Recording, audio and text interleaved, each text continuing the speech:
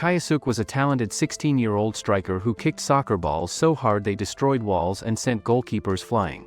However, during a match, an opposing player mocked his legendary brother Sisuke, causing Kayasuke to snap. After that, Kayasuke quit soccer, but one day a girl named Miki forced him back on the field, where he proves that he is not just Sisuke's brother but a striker who could break records. However, before any of this, nowadays, people around the world get excited about many sports these days, and soccer is one of the biggest.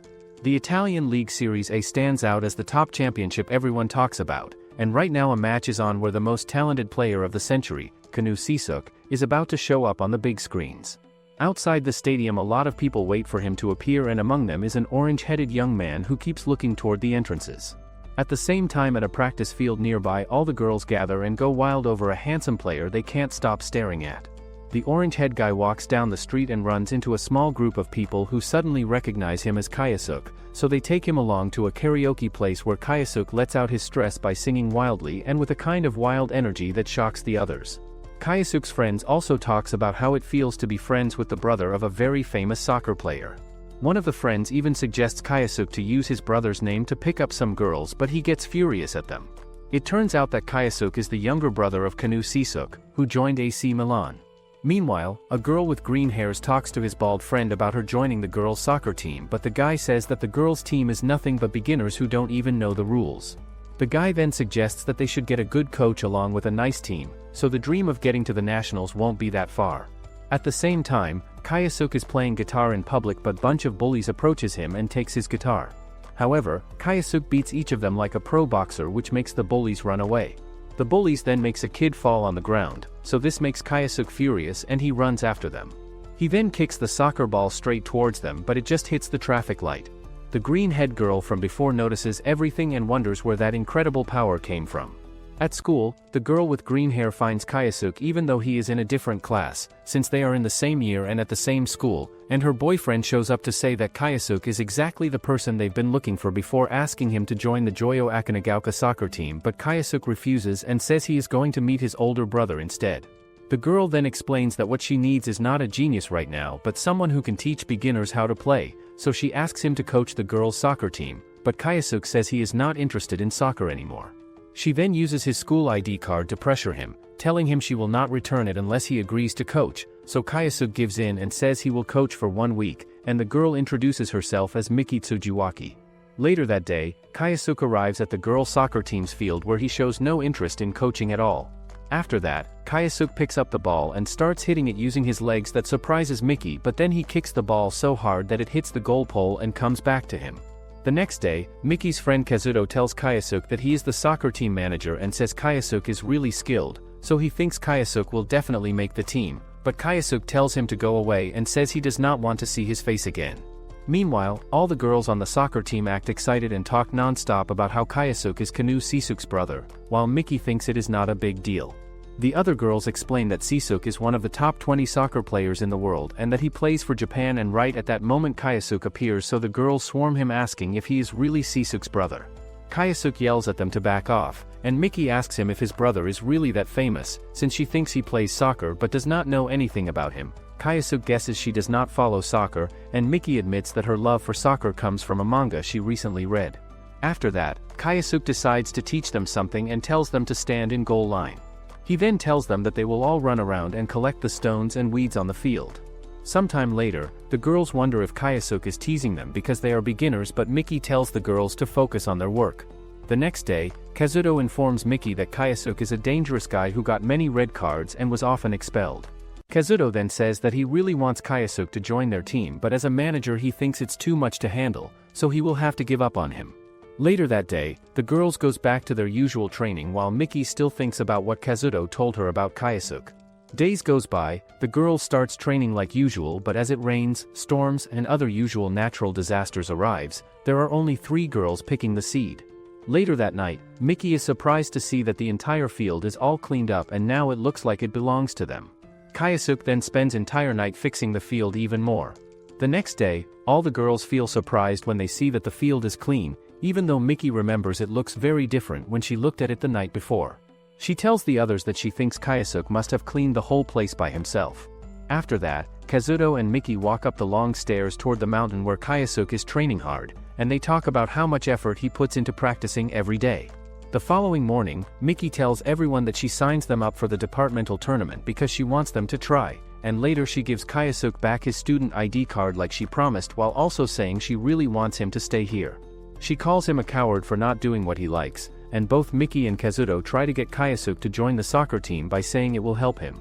The next day, the same bullies from before deciding to get their revenge on Kayasuke, and they manage to beat him up along with Kazuto, who is there trying to help and protect him. The next day, Miki starts coaching the entire team much more strictly than before, but the girls on the team still really miss Kayasuke and wish he was their coach instead. At the same time, Captain Seiko and Kamada approach Kazuto and they ask him questions about their coach Murakami and where he might be right now. Kazuto responds by saying that Coach Murakami is running late again like he usually does, but he cannot believe how Seiko and Kamada can tolerate his behavior and constant lateness to practice. Kamada explains to Kazuto that the reason they can tolerate it is because Kazuto does not really know Coach Murakami as a person well enough yet, and he says that it may look like Coach Murakami is slacking off and not taking things seriously, but the truth is that he is always thinking about soccer and the team in his mind. At the same time this conversation is happening, the team players are all arguing loudly with each other because the freshman players here are claiming that they belong in the regular starting team lineup. The freshman players say confidently that they are better skilled players than anyone else here on the team, and it does not matter what age they are because individual skills matter the most in soccer. Just then, Kayasuke shows up and asks them why they don't settle this with a friendly game. However, everyone wonders who this guy is and what he is doing here, so Kayasuke says that Kazuto called him here. Kazuto asks Seiko and Kamada to accept Kayasuke in the team, but Kayasuke tells them they should play a match to determine who is better. Kamada then suggests that the loser will have to do 50 laps on the ground, but Kayasuke says that 100 laps sound even better. After that, everyone gets the field and at that moment, the coach also arrives. The match goes on while Kayasuke asks a teammate to pass the ball to him, and this time he decides to play his own way instead of following orders. Seiko tries to steal the ball, but Kayasuke dodges easily and passes it to Rodrigo, who then scores a goal without any trouble. The other team tries a feint to trick them, but Sakai sees it coming and blocks their shot, and at the same time the girls on the soccer team notice Kayasuke playing as they run, although Miki thinks he stopped coaching them so he could try to join the soccer team. The first half officially ends with Kayasuke suddenly slowing down, and because his team loses, Kamada makes him run 100 laps around the field as he promised. Rodrigo and the others blame Kayasuke for making them lose the match because he is so good at dribbling that he plays like a one-man sumo, and Sakai soon arrives and agrees with Rodrigo, saying that Kayasuke only thinks about shooting without looking around, which makes him act like a fool. After that, Rodrigo, Sakai, and Kayasuke keep running while they argue about what happened in the game, and they keep going until everyone stops for water except Kayasuke, who struggles to catch his breath, and when Sakai tells him to retire because he lacks stamina, Kayasuke gets fired up, pushes past the other two, and suddenly the three of them reach their 100th lap, which surprises both the coach and Kazuto. The next day, Kayasuke decides to move into the school dorm and live on campus, and this choice makes his parents really worried because they did not expect him to leave home so suddenly. Miki explains that leaving them now will only make his parents more anxious since his older brother is already in Europe, and Kayasuke leaving too will leave them feeling even more alone. Kayasuke replies that moving will actually make his parents' lives easier and that he won't get scolded at home anymore. Miki points out that living on campus means he has to respect the seniors and follow a lot of rules, and she warns him that campus life is not going to be simple. She then follows him while saying the departmental tournament is coming up and she needs to choose who will be on the team, so she asks him to help by picking the players for her. Kayasuke rejects her like usual, but she gets mad and says that if they can't win any games, it's going to be his fault. After that, Kayasuke plays his practice game with his team where Rodrigo tries to shoot but Sakai blocks the shot. The ball comes to Kayasuke and he heads it, but it flies away from the net instead of going in, and Rodrigo points out that no matter how strong a shot is, it is useless without control. Kayasuke goes to fetch the ball and finds a bad girl sitting on her motorcycle, but he quietly takes the ball and starts to walk back while she tells him that he is stronger than all his teammates but needs to build his stamina. Back on the field, the coach tells everyone to save their strength for tomorrow's friendly match, and Kazuto reminds Kayasuke they play Kakuryu High School next, but Kayasuke replies that Akanagaoka will be the team that loses, sounding like he does not care. That night Kayasuke goes to the cafeteria to grab some food and he runs into the same woman he met before, and Kazuto explains that her name is Kaori and she works as a consultant for the athletic department. Kaori picks what Kayasuke is going to eat, but he is not happy because the meal looks too small for him, and then she moves around the room talking to each player one by one to try to cheer them up and give them advice. Right then, Miki shows up with the list of players and tells Kayasuke about it, but he barely pays attention, so Kaori tells him he has to help with the team, and he ends up agreeing even though he doesn't really want to. The next day, everyone gathers on the field for their match, and Kazuto tells the team that 4 players from the other team are part of the All-Japan youth team. He explains that the first is Kamiyama, a forward, then the Fujimori twins, who are both midfielders, and finally the main goalkeeper, Iguchi, which makes Sakai comment that Iguchi is handsome but that compared to him, he is nothing special. Just then, the coach arrives and says he will explain the starting lineup, but Kayasuke doesn't take it seriously. To everyone's surprise, the coach puts Kayasuke as a defender, which shocks both him and the others. Afterward, the match starts, and Kazuto wonders why Coach Murakami decided to put Kayasuke in defense. During the game, Kayasuke refuses to go back to his defensive position no matter how many times Kamada tells him to. The ball comes to Rodrigo, who quickly dodges all the tackles from the opposing team and scores a goal, which makes Kayasuke jealous because Rodrigo is getting all the attention while he is still stuck in place. The match continues with Kayasuke trying to steal the ball from a player on the other team, but he ends up making the player fall. The referee doesn't call a foul, and the opposing player gets up and runs away completely fine. The ball is now with Kayasuke, but Seiko tells him to pass the ball as they are going to counterattack. However, Kayasuke doesn't pass the ball, so Kamada kicks him out of his way. Kamada then scolds him for not passing the ball and going back to defense, but Kayasuke tells him that if the opportunity presents itself, he will go for the goal. After that, the opposing team finds it hard to score because Sakai defends well, but they start to think their own defense isn't very strong. Kayasuke tries his best to steal the ball from one of their players, but he ends up making the player fall and gets a penalty for it. The opposing player then mocks Kayasuke, saying that being Sisuke's brother only brings shame because of how he is playing, which makes Kayasuke furious and ready to fight, but Kamada steps in to stop him. The other team now gets a free kick, and the player shoots, but Sakai blocks it just like he always does. On the next play, Kayasuke accidentally bumps into Sakai, which gives the other team a point. Seeing that, Kazuto tells Coach Murakami that defense isn't Kayasuke's natural position, and because of that he is getting in the way more than anything. The match then continues with Sakai blocking all the shots of the other team, but the ones that are getting is because of Kayasuke's weak defense. The match gets over with Joyo losing the game. Later that night, Seiko asks Coach Murakami if Kayasuke would be better as a forward because he is useless in defense. Coach Murakami says that it's too early to judge yet, and Kayasuke taking part in the matches is more important than the results. The coach thinks that Kayasuke's real abilities haven't been shown yet, and that's why putting him in the match is a big gamble for both Kayasuke and himself. Meanwhile, Sakai asks Kayasuke to promise that he will never get in his way again, but Kayasuke replies that he doesn't want to be a defender either. Just then, the woman who handles the team's meals appears and scolds everyone for fighting while eating. The next day, Kayasuke's friends worry that he might get expelled from school, just like he did back in junior high. Later, the Joyo team plays a practice match, but Kayasuke doesn't seem interested at all because he still doesn't want to take the position of defender. After that, Kayasuke kicks the ball so hard that it flies straight past the coach, and he gets furious with him, shouting that he doesn't want to be a defender. The coach tells him that if he refuses to play as a defender, he won't be kept as a regular player on the team. Later on, the coach goes to Kaori and informs her that Kayasuke has quit the team. After that, the soccer team begins practicing hard for their upcoming match, but Kazuto starts to worry about Kayasuke since he hasn't returned to the dorms yet. At the same time, the girls' soccer team is also practicing, and Miki almost collapses from exhaustion.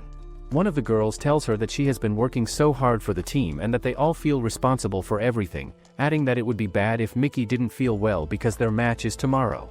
Miki pushes herself to keep practicing, thinking that she doesn't want to lose just because they are beginners. Meanwhile, Kayasuke is wasting time at the arcade, and his friends think he is upset because the coach made him a defender when he really wanted to be a forward. Kayasuke's friends then ask him what exactly is bad about being a defender on the soccer team, so he tells them angrily to shut up because they do not know anything about soccer or how the game works. The girls tell Kayasuke that he has a big body and large physical build, so playing defense might actually suit him really well on the field. However, Kayasuke responds by saying that offense is the only thing that truly matters to him as a player because people do not score goals when they are playing in defense positions. Back at school, Kaori is sitting together with both Miki and Kazuto at a table in the room where Kazuto starts wondering out loud if Kaisuke even cares about the girls' soccer match that is happening tomorrow, since he was the one who coached them and trained them before all of this happened. At the same time, in a different part of town, Kaisuke and his friend left the arcade area where they were hanging out and playing games together, but right there outside on the street, Miki's friends accidentally ran into Kaisuke. The girls tell Kaisuke directly that they are really worried about Miki as their friend because she is under a lot of pressure and stress right now with everything going on. The girls then ask Kaisuke for advice on how they can win their upcoming match against their opponents, but Kaisuke straight away tells them very bluntly that they cannot win the game at all, and then he just walks away from them. The next day after that conversation, everyone arrives at the stadium location to cheer for the girls' team's match and support them during their game. On the other hand, Kaisuke is watching the girls' match from where he is standing, and it turns out that the girls' team is actually losing badly in their game right now. Kaisuke's friends then forces him to go watch the girls' match. The basketball girls are 6 goals behind and they can't even build up a single decent play. Just then, Kaisuke shows up and shouts that the game is far from over. He grabs a flag and starts cheering loudly for the girls, and then Miki runs straight toward the goal and kicks the ball, but she misses the chance to score the first goal. After some time, the match ends with Miki's team losing to Himonakawa, and the girls start crying because of the defeat. Miki blames herself for not understanding her team's abilities and for letting them lose so badly. Kaisuke then promises her that he will never run away from his brother or from soccer again. Later that night, Kaisuke goes back to the basketball team and tells Kamada that he wants to learn how to defend properly. The next day, Kaisuke starts playing very aggressively, and Kamada warns him that if he can't defend better, he will be shown off the pitch. The practice match goes on with Rodrigo running with the ball and scoring all by himself instead of passing to his teammates.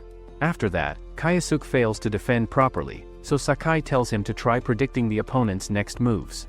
During the break, Kaisuke tells Kazuto that his physical condition is gradually improving, and he adds that if he can get used to his position, everything will be perfect.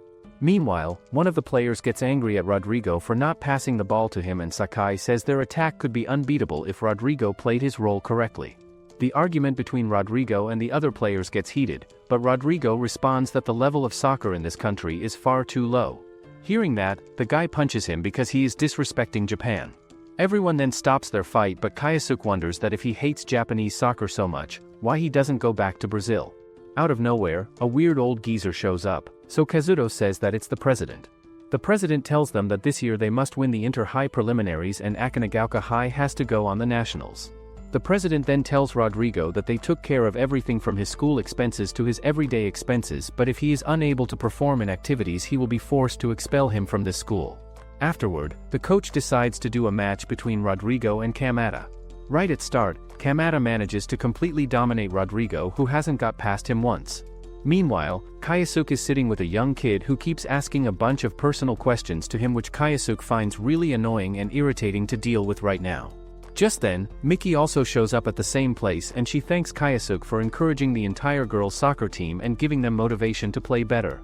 Later that night, Rodrigo is standing and staring at a picture on the wall in the gym, but Kaisuke tries to take the picture away from him, saying that Rodrigo is just staring at some girls in the photo. Kaori and Fuku-chan also show up at the gym at the same time, so Rodrigo decides to tell them all a story about his past and says that when he was just a kid growing up, he used to play soccer just for fun every single day with his friends, and then eventually he came all the way to Japan because the chances of becoming a professional soccer player here are much higher than they are back in Brazil where he is from. Meanwhile, the coach tells the entire soccer team that team play and teamwork are very important skills to have, but from now on moving forward, he would like all of them to be more selfish with the ball when they play. The next day, Kaisuke is tired of hearing compliments about his older brother and wants to prove something for himself as well. Kaisuke's brother is being called a prodigy in both middle and high school as his team won the national tournament, then he was in the top 3 when he was in Tenryu High School. The next day, everyone begins their practice once again, but this time, Kaisuke manages to get the ball and pass it to another. Seeing that, Kazuto tells the coach that Kaisuke and Rodrigo practice together during recess time. During practice, another goalkeeper struggles to block the ball and he keeps hitting his face on the pole. It's now 10 minutes break, but the coach tells Sakai to get back to goalkeeping. The coach then gets to the shooting position, which surprises everyone as they wonders if he really can shoot. After that, the coach shoots a ball that goes straight past Sakai. Kaori then tells everyone that the coach used to be a forward player for the Japanese national team. The coach then throws another ball that also goes straight, but this time, Sakai manages to block the shot. Sakai then manages to block the third shot, but in the fourth shot, the ball hits the pole and goes straight in the net. Later that evening, Kazuto tells Miki that Sakai's mother was Swedish and she passed away when he was only a child. Since then, he has continued to play soccer in many countries throughout Europe, moving around with his father. Later that night, Kamada and Seiko talks about Sakai and his goalkeeping. Kamada tells Seiko that Akanagaoka must overcome Kakuryu High to go to the nationals, which means they must stop Kamiyama, the best scorer in the department. On the other hand, Sakai keeps thinking about the pole shot and why he couldn't move properly to stop it. Kaori approaches him and asks if he has gotten used to life in a Japanese high school. Sakai explains that ever since he was a child, he has been used to being transferred from place to place constantly. Kaori then asks him if he actually likes soccer, because it doesn't seem like he finds much joy in playing. Sakai opens up about his past, saying that ever since he was little, he was always alone, and the only happy memories he has are the ones connected to soccer. The next day, Sakai struggles while goalkeeping, and the coach hopes that he doesn't give up on soccer. Later that night, Kaori takes Sakai to the field where Rodrigo and Kayasuke are practicing. The next day, the coach once again throws hard kicks at Sakai during training, but this time around, Sakai manages to block a bunch of shots successfully with his hands and body. After that day, Sakai practiced daily with both Kayasuke and Rodrigo every single day, which makes him an even better goalkeeper than he was before through all the training. Rodrigo then shoots the exact same type of shot as the coach that hits the metal goal post hard, but Sakai does not manage to stop it this time, and the ball triggers his memories about painful events from his past. Rodrigo asks Sakai why he cannot stop that particular kind of shot when it comes to him, but Sakai can only remember the shock and the physical pain from when it happened to him before. Sakai then tells both of them to aim for the goalpost area when they shoot at him, and from that day forward, Sakai tries his absolute best to block that specific shot despite getting all bruised up and injured from repeated attempts. The coach then shoots another powerful shot at the goal, but as Sakai tries to block the ball with his body, he just falls down hard on the ground instead. Afterward, the coach calls out players' names for the next lineup, and surprisingly, Kayasuke is going to play as a forward player. Kazuto wonders what the coach has been thinking to use Kayasuke as a forward for the start of the Interhigh tournament when he was practicing as defensive. Meanwhile, Seiko and Kamada wonders if Kayasuke playing as a forward will work, or is it going to create even bigger problems for them. After that, the Akanagaoka first soccer team's fight for the national championship begins. Kayasuke is running with the ball while others are worried about him. The ball then gets to Seiko, who runs past the players before passing it to Ichikawa. He then passes it to another player, but Kayasuke intercepts the pass. Seeing that, Kazuto realizes that this is going as he feared, because Kayasuke is not syncing with the other players at all. The ball is now with the opponent team's player, who is running straight, but Kamada runs towards him to steal the ball. The player then passes the ball to Jihoku, who then tries to shoot, but Sakai blocks the ball somehow.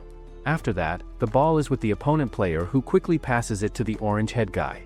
The guy then runs straight towards Sakai with the ball, and he passes it to Jihoku, who manages to score the first goal for their team successfully. Seeing that goal happen, Kaori thinks to herself that the one goal could affect Sakai dramatically and have a major impact on his confidence level. The match then continues forward with Rodrigo getting possession of the ball before it could reach Kayasuke on the field. Rodrigo then runs straight down the field with the ball, but then suddenly, the two opposing players hit the ball hard and steal it away from him because he was keeping control of the ball for too long without passing.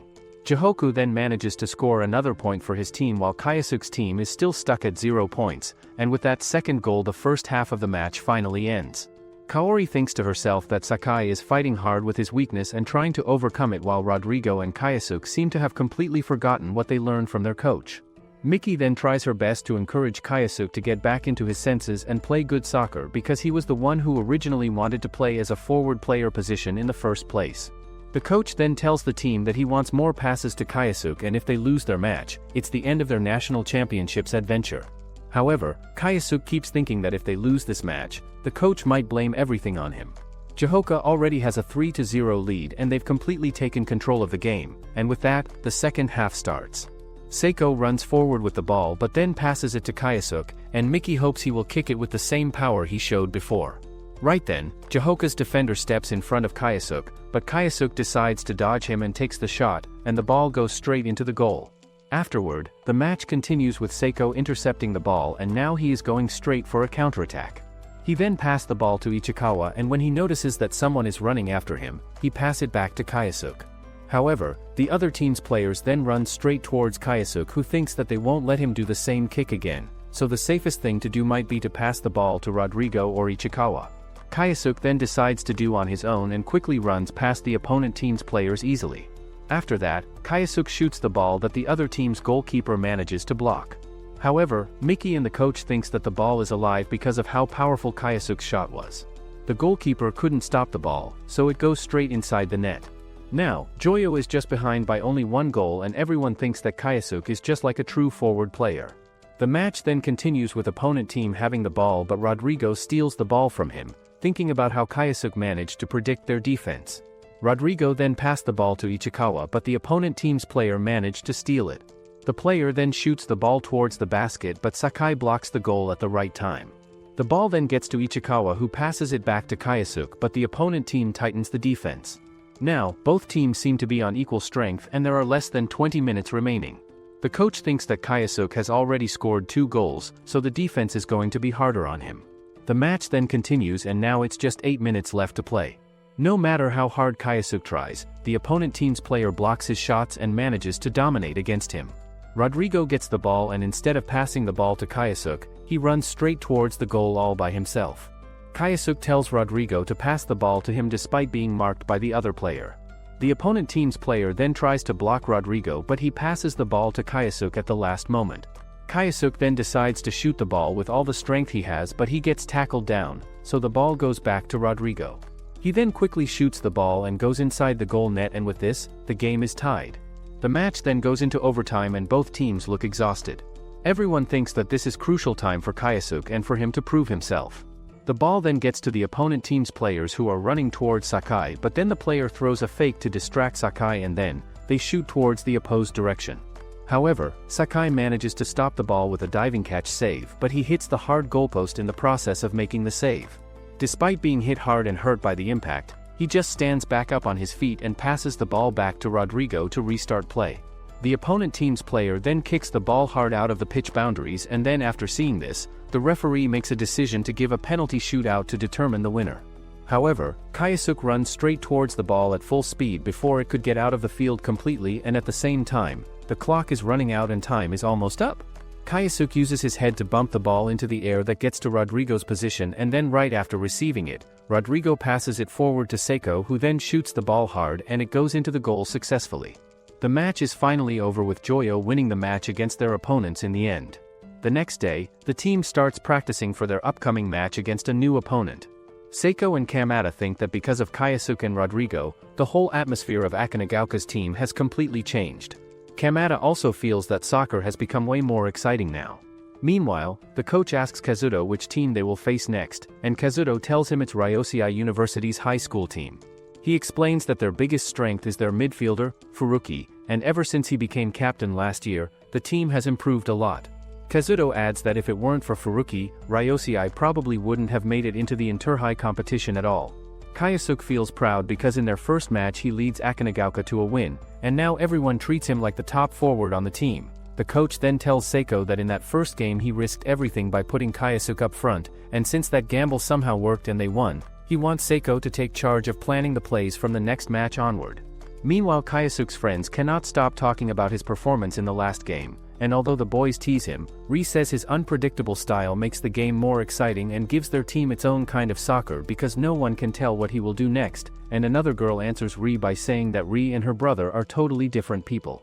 The blonde girl then tells others that Ri's brother is in 3rd year at Ryosei and he is the soccer team's captain. Ri tells them that she and her brother are not close anymore as they get older, they grow apart. On the other hand, Seiko tells the entire team that Ryosei's captain, whose name is Furuki, is collecting important data on all their opponents and he has surely been analyzing all of their team's data and information as well to prepare for their match. That day, a package from Kaisuke's family arrives at his location, but when he opens the box, there are a bunch of feminine underwear items inside of it. Miki also finds a letter from Kaisuke's mother that was included in the package with the items. Later that night, Ri brings dinner for her brother Furuki and she asks him if she can use his computer for something she needs to do. He then tells his sister that their next opponent team is Akinagaoka High School in the upcoming match. Ri's brother then says to her that he knows Sisuke is her idol player and someone she looks up to, but Kaisuke is way different from Sisuke in every single way possible. Ri thinks that Kayasuke's style of playing soccer is also interesting and entertaining to watch. The next day after all of that, it is finally the match day between Kayasuke's team and Furuki's team and everyone is ready to play. The match starts and Rodrigo is tightly marked, but Kayasuke is not marked at all, which surprises Seiko. Kayasuke gets the ball and runs straight toward the goal, but when a defender blocks him, he just runs around and then slips, falling to the ground like a clown. Everyone wonders what is going on with him and why he is playing so differently. When the ball comes to him again, a player from the other team steals it right away and Kayasuke falls to the ground once more. Afterward, Team Ryosei is leading by a single goal after a pinpoint pass from their captain, Furuki. Kayasuke then asks Seiko to pass the ball to him but he doesn't and the ball gets to opponent team's player. Kayasuke wonders why they pass him the ball but others thinks that it's because he missed all the chances he's had on goal. Ri thinks about what her brother told her last night that Kayasuke's fun playing style is bound to create mistakes, even if they leave him alone and he knew that Kayasuke would make a lot of mistakes. Kayasuke then asks Ichikawa to pass the ball but he doesn't, so Kayasuke decides to play on his own. Seiko passed the ball to another teammate but Kayasuke intercepts but the ball gets to opponent player who then passed it to Furuki. He then runs straight towards Sakai to score a goal but Satoru Ueno tries his best to stop him. However, Furuki just lifts the ball over him and passes it to his teammate. Team Ryosei then shoots the ball but Sakai easily catches the ball. Meanwhile, Kazuto wonders if Seiko intend to stop passing the ball to Kayasuke but the coach says that it's not the case as he already knows a lot about Kayasuke's offensive abilities. The match then continues with Furuki shooting the ball to goal but Sakai easily blocks it and now, Ryosei are unable to extend their lead. The ball then gets to Osaka but Kayasuke tells him to pass it to him. Osaka then gets furious at him and says that he missed all his chances, so he is not going to pass the ball to him. Seeing that, Furuki thinks to himself that Kayasuke's main weakness as a player is that when his allies and teammates do not respond to him properly he becomes extremely frustrated and loses his focus. After that play happens, Kayasuke goes over to where Sakai is standing and tells him to pass the ball to him right away, but Sakai asks Kayasuke to keep a promise first and then the ball will be his to use. Sakai tells Kayasuke to take all the stress that is building up inside him and release it by shooting the ball as hard as he can. Kayasuke then once again gets the chance to shoot the ball at the goal but he misses the goal completely as the ball goes flying past the net. Team Akinagaoka then gets a yellow card from the referee because Ichikawa commits a penalty foul against the other team. Kayasuke then gets possession of the ball again and he recalls Seiko's words in his mind to forget about the net and just focus on shooting, so he shoots the ball with all his power and it hits the goalpost hard and then rebounds back onto the field. On the other hand, Ri thinks that her brother's team is scared of Kayasuke's long shot which has started to hit back. Kayasuke then shoots another ball that hits the goalpost and rebounds but Rodrigo quickly hits it back and it gets a goal. The game is now tied in the second half and in that, Kayasuke gets the ball who shoots but the ball hits the goalpost and flies away. Kayasuke then manages to get the ball and hits a head bump that sends the ball flying inside the net. The game ends with Akinagaoka winning the match after an amazing late comeback. The next day a little boy and a girl stop at the station to watch the soccer news on TV, and the boy says he knows Kayasuke and asks the girl, Karen, if Kayasuke is at her school since she also studies at Akinagaoka, but Karen answers that she had no idea Kayasuke was even on the soccer team. Meanwhile Kaori thinks Kayasuke is stubborn as ever, yet she also sees that he has thrown himself into soccer and is now playing as one of Akinagaoka's forwards. The practice ground at Akinagaoka gets loud and full of energy, and Miki says that this is what happens after a win when everyone gets excited, while Kazuto notices Kayasuke arguing with some girls and figures Kayasuke isn't popular with girls, until Miki spots Karen standing in a corner and realizes Karen is actually her classmate. Just then, the little kid from before walks onto the field and throws a ball at Kayasuke, and Kayasuke remembers that he's the same kid he saved at the station. The practice match starts again, and the kid plays so well that Kamada thinks he might actually be more skilled than Kayasuke. Karen tries to stop the kid, but she ends up slipping and falling. Miki also recognizes the kid from the station, so she goes up to him. Karen is shocked that Kenta not only knows Kayasuke but now knows Miki too.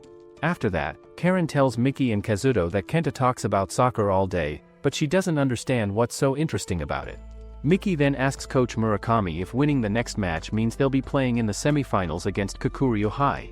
Murakami tells her that their next opponent team, which is Yamanamori High School, has won all of its matches so far this season, so some people say it was just a fluke or lucky streak but there is definitely more to their success than just that. Miki then asks the coach about Kazuto and what he knows about him, so the coach tells them that Kazuto is one of the best regular starting players in Akinagaoka's soccer team right now. Later that day after practice, Miki tells Kayasuke that Karen and she are in the same class at school together, but Kayasuke responds by saying that he never even noticed that fact before now. Kenta then tells both of them that he likes Karen a lot more than a friend, but she never plays soccer with him outside of practice, so Kayasuke says his opinion that girls should not be playing soccer at all. Meanwhile, Karen realizes that being a team manager is actually much tougher than being a player on the field, so Kazuto agrees and says that it is true, and even he has to carefully analyze everyone's mental state and emotions on the team. Later that night, Karen and Kenta walks back home, and on their way, Karen thinks that she should try soccer as well. The next day, everyone gathers at the stadium for the match between Akanagaoka Joyo and Yamanamori. Kenta and Karen also arrive at the stadium to watch the game. The match then starts off with other teams' players having the ball, but Kayasuke notices that they are playing like beginners. After that, Kayasuke runs with the ball while the opponent players try their best to tackle him, but none of them can stop him. He shoots straight at the goal, but the goalkeeper manages to deflect it, and even though Akanagaoka has a chance to follow up, they still can't score. The ball ends up with Rodrigo, and with his skill, he cuts through the defense like it's nothing. He runs forward and shoots, and the ball goes over the goalkeeper, but a Yamanamori player heads it away just in time. The match goes on with Akanagaoka taking shots one after another, but somehow the opposing team blocks every single attempt. Osaka thinks it's amazing that such a weak team has made it this far in the tournament, but Shimizu believes the teams they've faced until now are actually much stronger. Coach Murakami thinks that the opposing team is compensating for their weakness with flawless teamwork, and for time being, their team seems to be putting heavy pressure on them. Yamanamori player then intercepts a pass and shoots the ball towards Sakai, who manages to block it, but the ball rebounds, and they again shoots it.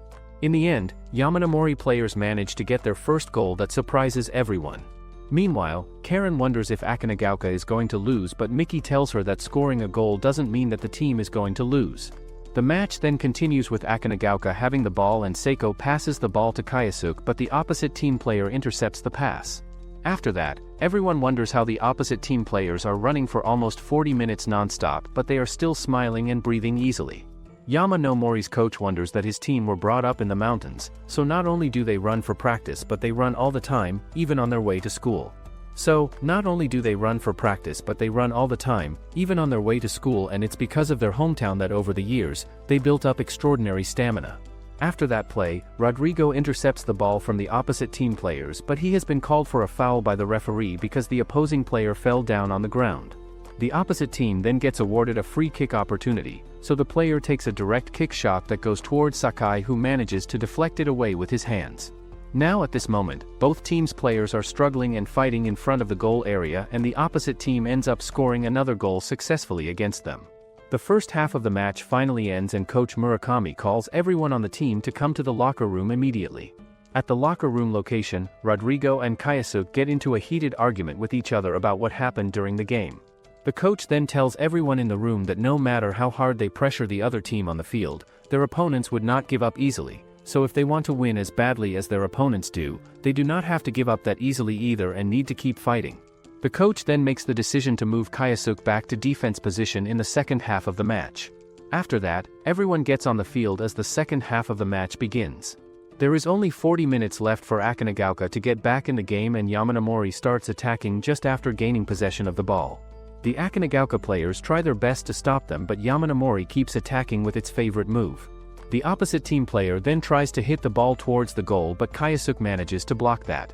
Akanagaoka's defense seems to have tightened thanks to Kayasuke's defensive skills. Yamanamori's coach thinks that if their team had a player skillful enough to shoot from medium to long distance, then Akanagaoka's defense would be useless. Kayasuke then runs to get the ball, leaving his defense position behind.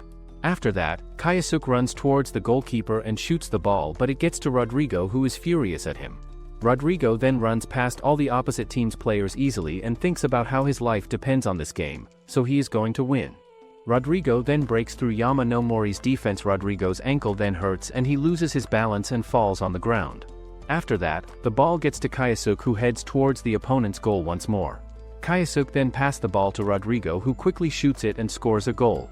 10 minutes into the second period and Akanagaoka are back in the game, scoring their first goal. The match then continues forward on the field, and Kaori informs the girls watching that the opposite team players train their bodies like marathon runners do for long-distance running.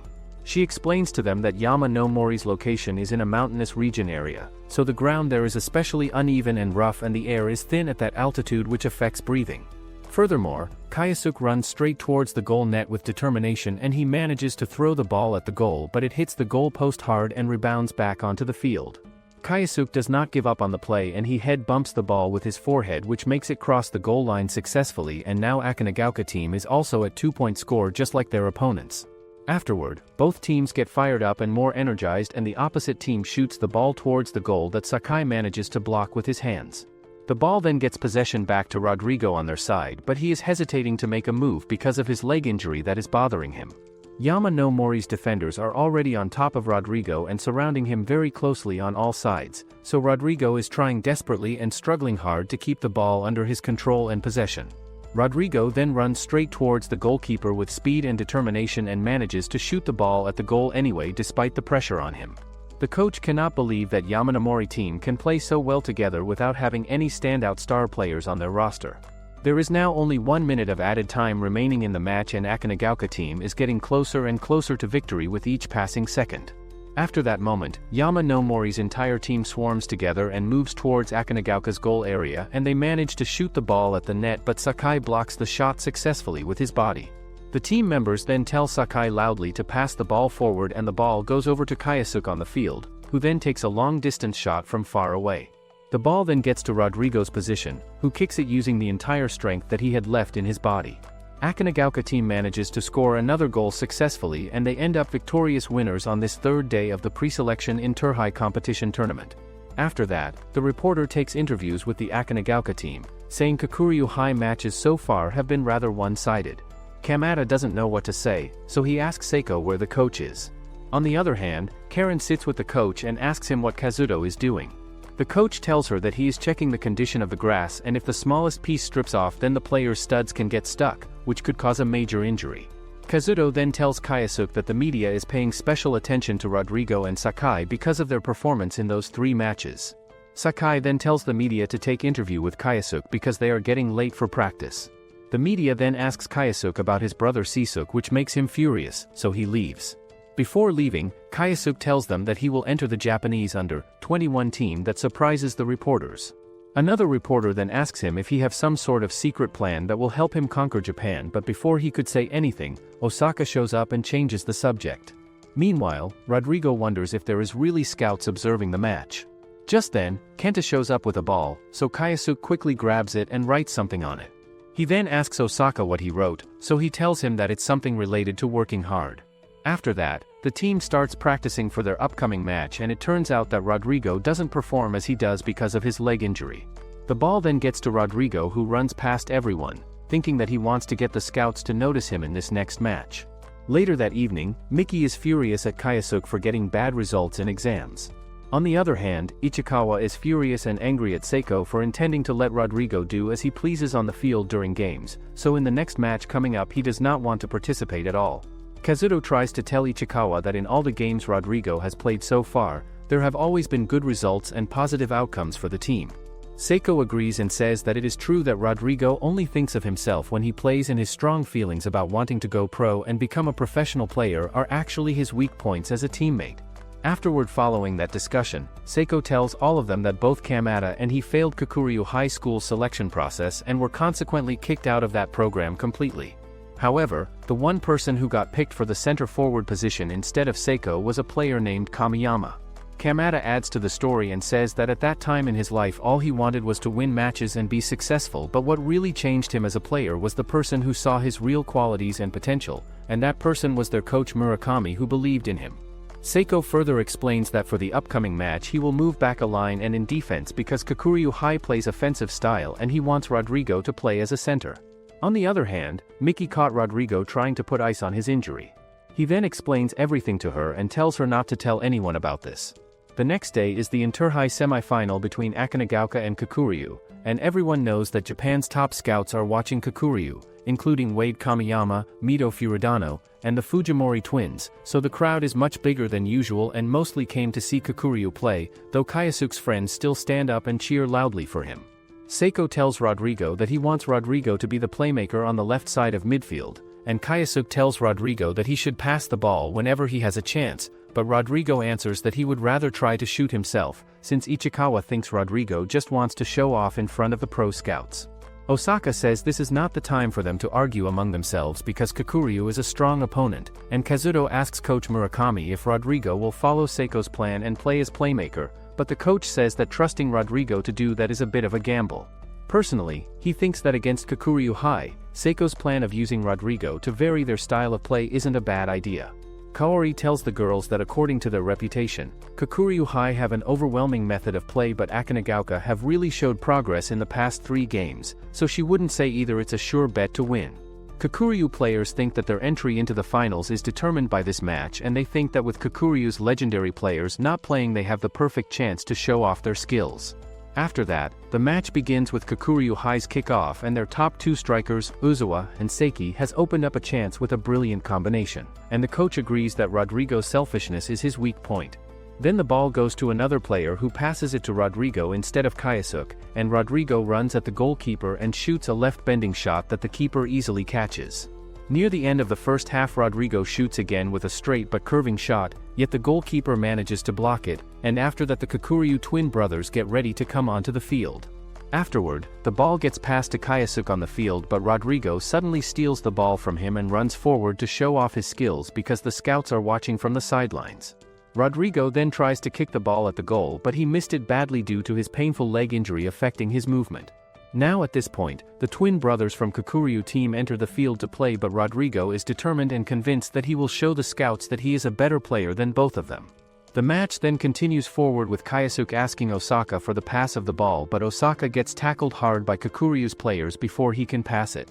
The ball then gets possession to the Fujimori brothers and one of them then passes the ball to his twin brother who runs straight towards the goalkeeper with speed.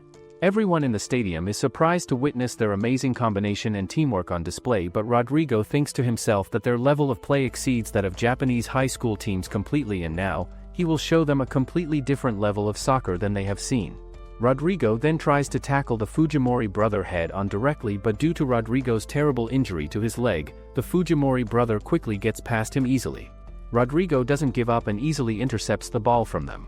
Rodrigo then runs past all the opposite team players but when he is about to kick, the Fujimori brothers does a double block kick to stop the ball.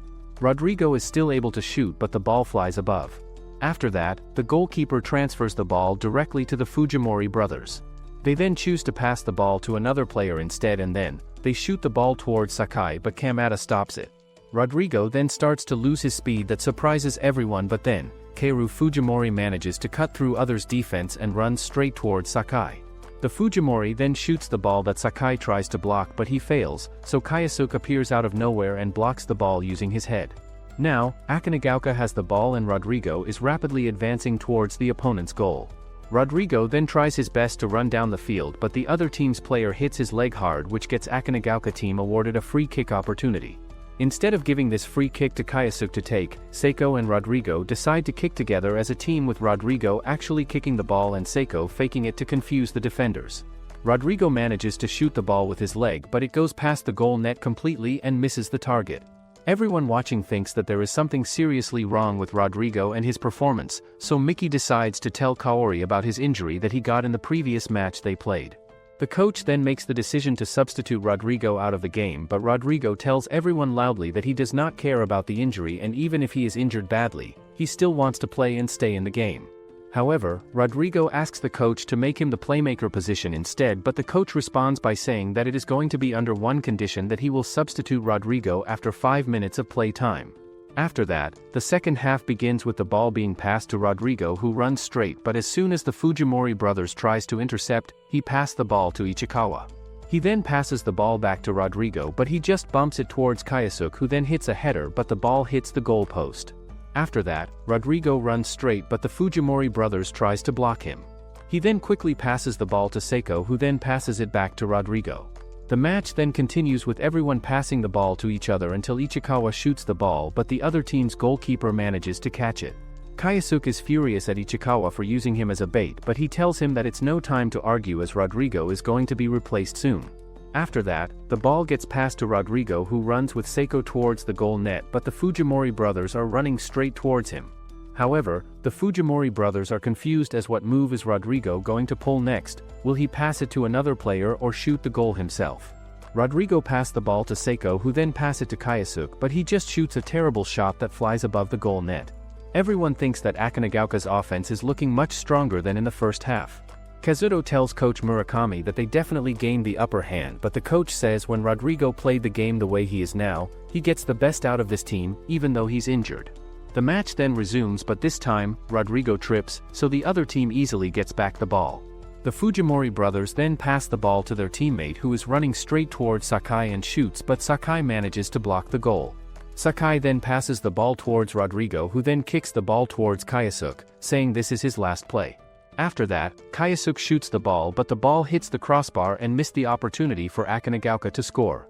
However, Kaisuke doesn't give up and he tries his best to do a diving header, but he missed it, and Kaisuke then hits the ball with his heel kick, and finally, the ball falls on the upper side of the net. Finally, the coach substitutes Rodrigo with Sakai and the Kakuryu substitutes their player with Kamiyama. The match then continues with Kamiyama shooting the ball like a rocket that goes past the net and destroy the wall. Seeing that, all the players from Akanagaoka get scared. After that, Kakuryu took control of the game once again and Ichikawa passed the ball to Kaisuke, but he missed it as he failed due to heavy rain. Kamiyama then shoots the ball straight towards Sakai, but he tries his best to block it. The ball then gets to Fujimori brothers, who are going towards Akanagaoka's goal net. Kamiyama then shoots the ball and it's about to get in, but Kaisuke appears out of nowhere and deflects the shot. The ball gets back to Kamiyama, who easily avoids Kaisuke's tackle and shoots. Sakai then tries his best to block, but the ball hits the net and it's a goal for Kakuryu. The match then continues with another one-on-one between Kaisuke and Kamiyama. However, Kaisuke then thinks about his brother and wonders that if they lose, then there is no next time. He then quickly shoots the ball that goes past all the players on the field, but the goalkeeper manages to punch it away. With this, Kakuryu wins this inter-high semifinal against Joyo Akanagaoka. Kakuryu's goalkeeper tells Kamiyama that he has been against a few of the international scene's greatest strikers, but he has never seen a shot like Kaisuke. The next day, Karen also becomes the manager of the team, but she still can't remember the rules of soccer at all. Later that day, Kaisuke gets back to cafeteria where Kaori and Miki are eating dinner. Kaisuke asks Miki why she came here to eat, so she says that she really enjoys Fuku-chan's food and that's the reason she enjoys eating here. Miki then tells him that today they received some great news that the girls' soccer club has been joined by a great coach. However, Kaisuke shows little to no interest in that, but then, Fuku-chan tells him that a letter came for him through airmail. Kaisuke then grabs the letter, but there is also a Japan-Oakland ticket, and when everyone looks around to check it, it's sent from Sisuke Kanu. Hearing that, everyone then starts talking about Kaisuke's brother, which makes Miki worried about him. Kaisuke then looks at the letter, but Osaka says that it would be nice for him to visit him. Just then, Kaisuke's brother appears on TV and everyone in the team gets fascinated to see him, that a superstar like that is playing for AC Milan in Serie A and the brother of this guy is over here. After that, Kaisuke avoids everyone and goes back to gym where Rodrigo is training like usual. The next day, Seiko tells everyone that their attack plan as it stands is too dependent on Rodrigo and Kaisuke, so they need to practice a different pattern. Coach Murakami wonders if they could get Kaisuke and Rodrigo to combine their effort. The coach then asks Kaisuke if he is listening, so then he replies that all they need is one more chance and they can beat them. However, the coach responds by saying that re-evaluating their tactics and strategies is the obvious thing to do right now, but Kaisuke says firmly that they do not need to do that right now at this moment. Kaisuke then says to the coach that in that previous match they played, if they had just one more minute of playing time, they would have turned that whole match around and won the game. Hearing that statement from Kaisuke, the coach gets mad and angry and says to him that he cannot win against Kamiyama the way he is playing now with his current attitude. After that heated conversation, Kaisuke leaves the campus area and goes outside to watch the girls playing their practice match on the field. Kaisuke thinks to himself while watching that their movement is all over the place and messy, and they are just a bunch of amateurs who do not know how to play properly. Just then Coach Murakami shows up beside Kaisuke and says that the girls enjoy running after the ball and having fun, but when Kaisuke does that same thing, he gets bored with it quickly. Kaisuke then gets back to the dorm building where other players try their best to encourage him and lift his spirits. Kaori then receives a phone call from Sisuke, who wants to meet her in person, and then she visits him at his location. Sisuke tells Kaori directly that the reason Kaisuke quit playing soccer had something to do with him and his actions. Afterward, we get a flashback of Kaisuke where he got into a physical fight with another player in the middle of a game because that player said something disrespectful about Kaisuke's brother during the match. Later, the principal tells Kaisuke that he caused a major disturbance during the game and now because of his actions they had to forfeit the final match completely. Just then at that moment, Sisuke arrives at the principal's office and apologizes on behalf of Kaisuke for what happened. Sisuke even tells the principal and other officials that it is only natural that Kaisuke should be benched for the official game as punishment, but he wants them to reconsider their decision about forfeiting. The presidents and officials are surprised to see that a legend player like Sisuke is bowing his head down like that in front of them, but Sisuke tells Kaisuke that he needs to apologize as well for his actions. However, to everyone's surprise, Kaisuke does not apologize at all, which makes the president frustrated, and he asks Kaisuke if he does not feel ashamed to have his older brother doing this for him. Kaisuke then starts crying with tears coming down his face and tells Sisuke that he is tired of always being compared to him constantly and that he is different from him as a person. Back in the present, Sisuke tells Kaori that since that incident happened in the past, Kaisuke never played soccer again after that day. Sisuke even thinks that there is no good reason that Kaisuke should look up to him as a role model and that Kaisuke does not even realize his own potential yet as a player. Sisuke says that Kaisuke has the natural skills to become an excellent striker on the field, but ever since that incident occurred, they have not had proper conversation with each other at all. The next day after that conversation, Kaisuke gets back to the practice field to practice with both Sakai and Rodrigo together. Kaisuke and Rodrigo show great combination performance and teamwork together, but then suddenly, the entire team shows up and gets back to the field to join them. Afterward, everyone starts their training together on an off day when they do not have official practice scheduled by the coach. Miki then shows up at the training area where they are all practicing and calls Kaisuke a coward and quitter for not going to his brother's game to support him when he should have. Coach Murakami then asks Kaisuke directly how long he is going to continue looking up at his brother as if he is better than Kaisuke in every way possible. Miki then grabs Kaisuke by his ear firmly and forces him to go to the match whether he wants to or not. Sisuke is playing in the match flawlessly and perfectly while Kaori and Miki takes Kaisuke with them to the match location. They finally arrive at the stadium where the game is being played and both Kaisuke and Miki are surprised to see the massive amount of people that are present in the stadium watching the game. The next day after the beach, the Akanagaoka team arrives at the hotel for their training camp session. Kazuto and Karen tell everyone on the team that the place they will be staying at is actually the Joyo Grand Hotel extension, which means that the hotel building that they just got inside of is not their actual staying place and the real building is located next door to this one. The extension hotel is actually a terrible rotten building in poor condition, but then while walking around they run into Miki and the girls' team as well at the same location. Miki tells them that the girls' soccer club starts their training today as well and their training camp building is actually luxurious and nice compared to the boys' building. Kaisuke and the other boys ask Kazuto about why this is happening, so Karen and Kazuto tell them that the girls' coach Moritaka is a relative of the chairman of the school, so she had better connections and influence to get a nicer building. The girls then make fun of them and ask Karen to come with them as even as a manager, she wouldn't want to stay the night with these boys. Later, the boys suffer in their terrible building because of heat. Kazuto tells the boys that they can't even use the soccer field for practice because there was a mix-up with the paperwork. However, the coach says that this place is land of soccer, so if they look around, they should find plenty of soccer fields. After that, the team goes outside for running while the girls' soccer team gets to have a massive field for themselves. The boys then get to the beach where Kazuto and Karen inform them that they found a field but the rental cost is really high. Hearing that, everyone on the team decides to leave the area but Kaisuke stops them from going, saying they should earn money for the team instead. Kaisuke then holds and sets up a stall on the beach but no one buys anything from him at all during the first hours.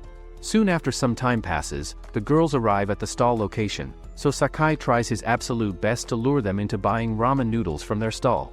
After that attempt, Kaori shows up at the stall and everyone says that she is a pro at preparing food which will attract so many customers to their stall with her skills. The stall is filled with customers in a little amount of time and everyone enjoys eating the delicious food there.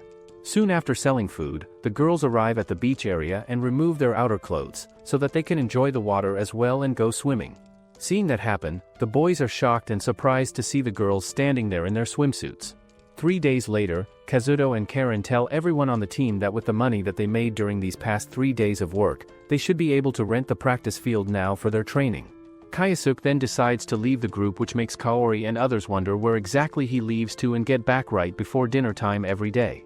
Kaisuke is actually practicing with Miki at the field in secret every day.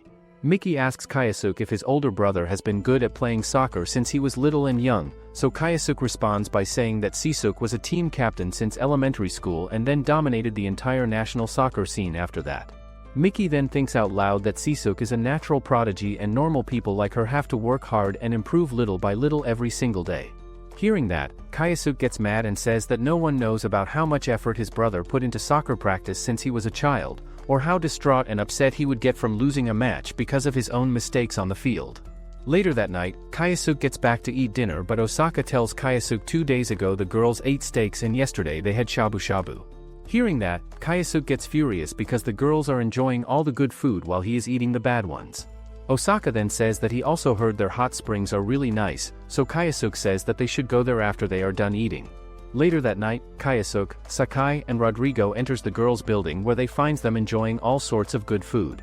Kaisuke then gets caught peeking at them, but the other girls think that he must have come here to see Miki. The girls' instructor then scolds Coach Murakami for not paying attention to the boys. After that, they all go to take hot spring bath where Kaisuke overhears the girls' secret training plan. Kaisuke then tells the boys that they are going to dress up as monsters and scare the girls. Later, the girls get to the forest to practice, but they are already scared as it's too late. The boys then manage to scare them, but soon, the girls starts beating up guys who are wearing monsters' costumes. Everyone then returns back to their rooms except for Kaisuke and Miki, and in the forest area, Miki thanks Kaisuke for teaching her how to shoot the ball properly for 3 whole days. Just then at that moment, Coach Murakami shows up behind them and says that he already knew that both of them were actually dating each other the whole time. The next day, the boys get back to the practice field to finally start their practice and training sessions.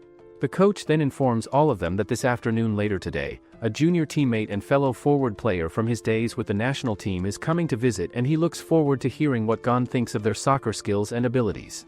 In the year 1998, at the World Cup tournament that Japan participated in, which was held in France, this player was the very first Japanese person to ever score a goal during a World Cup match. Later that day, the girls begin their practice session when a girl tells Miki that the boys were saying at lunchtime that the J-League player Nakayama is coming to watch their training today.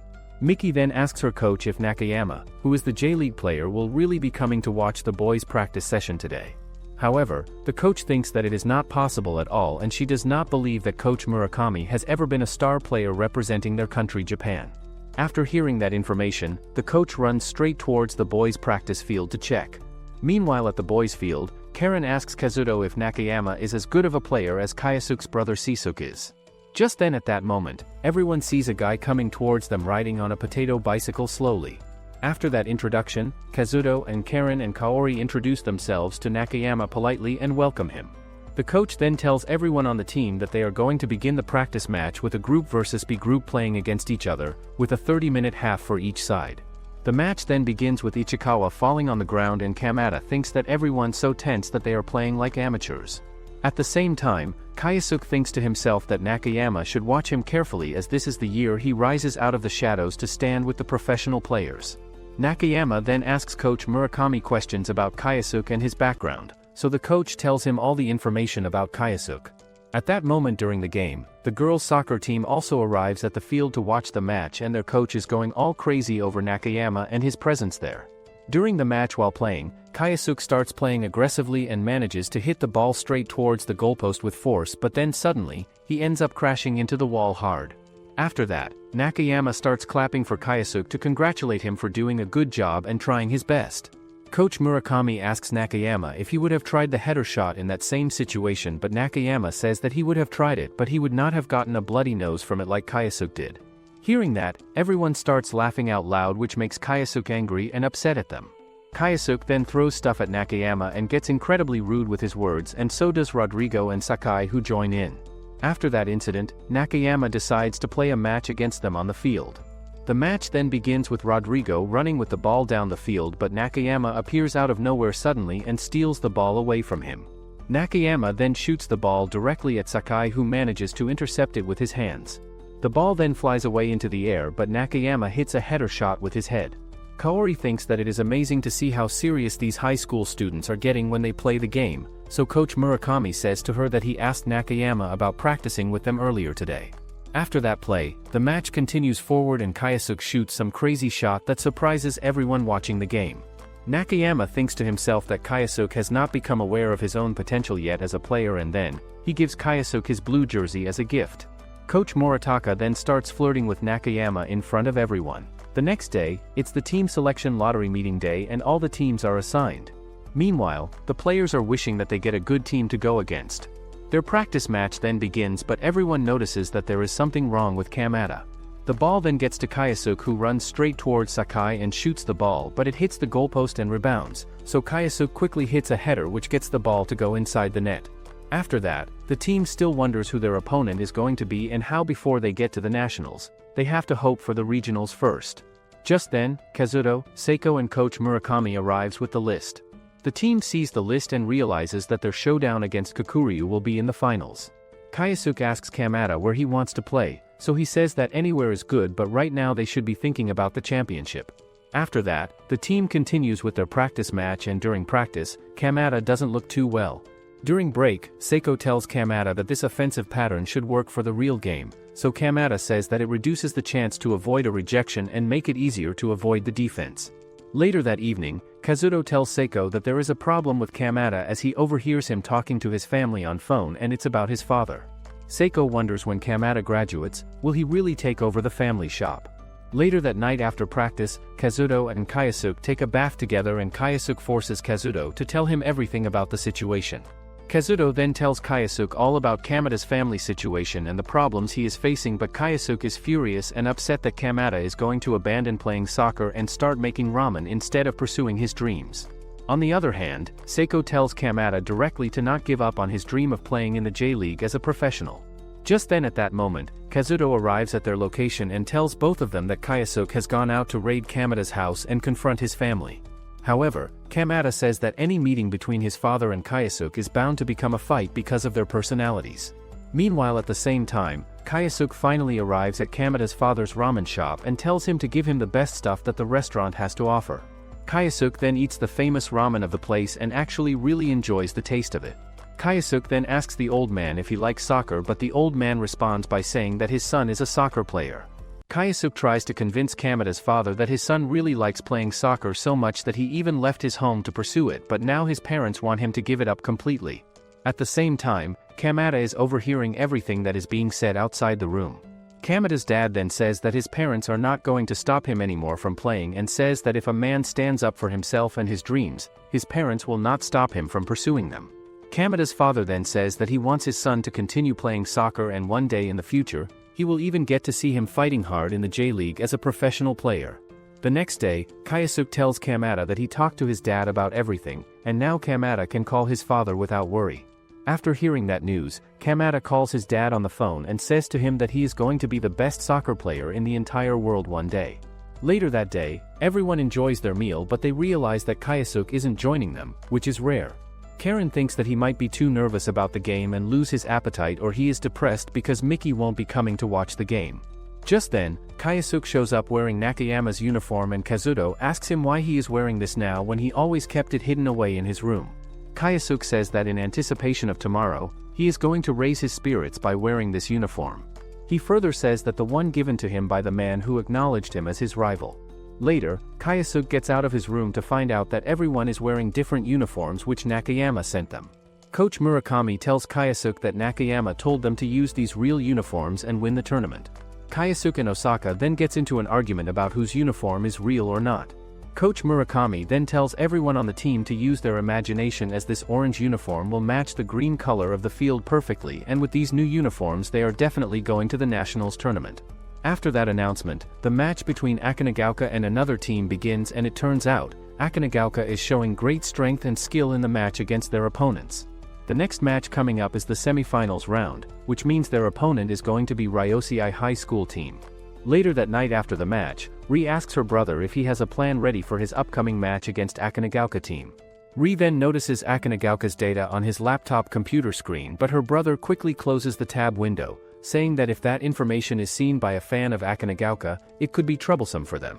Ri then tells her brother that she is waiting to see how the final match between Ryosei and Kakuryu would turn out in the end, but her brother responds by saying that he has to beat Akanagaoka no matter what happens.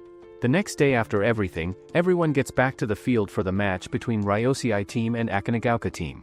Rodrigo then runs straight down the field with the ball, but then he passes a through ball forward to Kayasuke.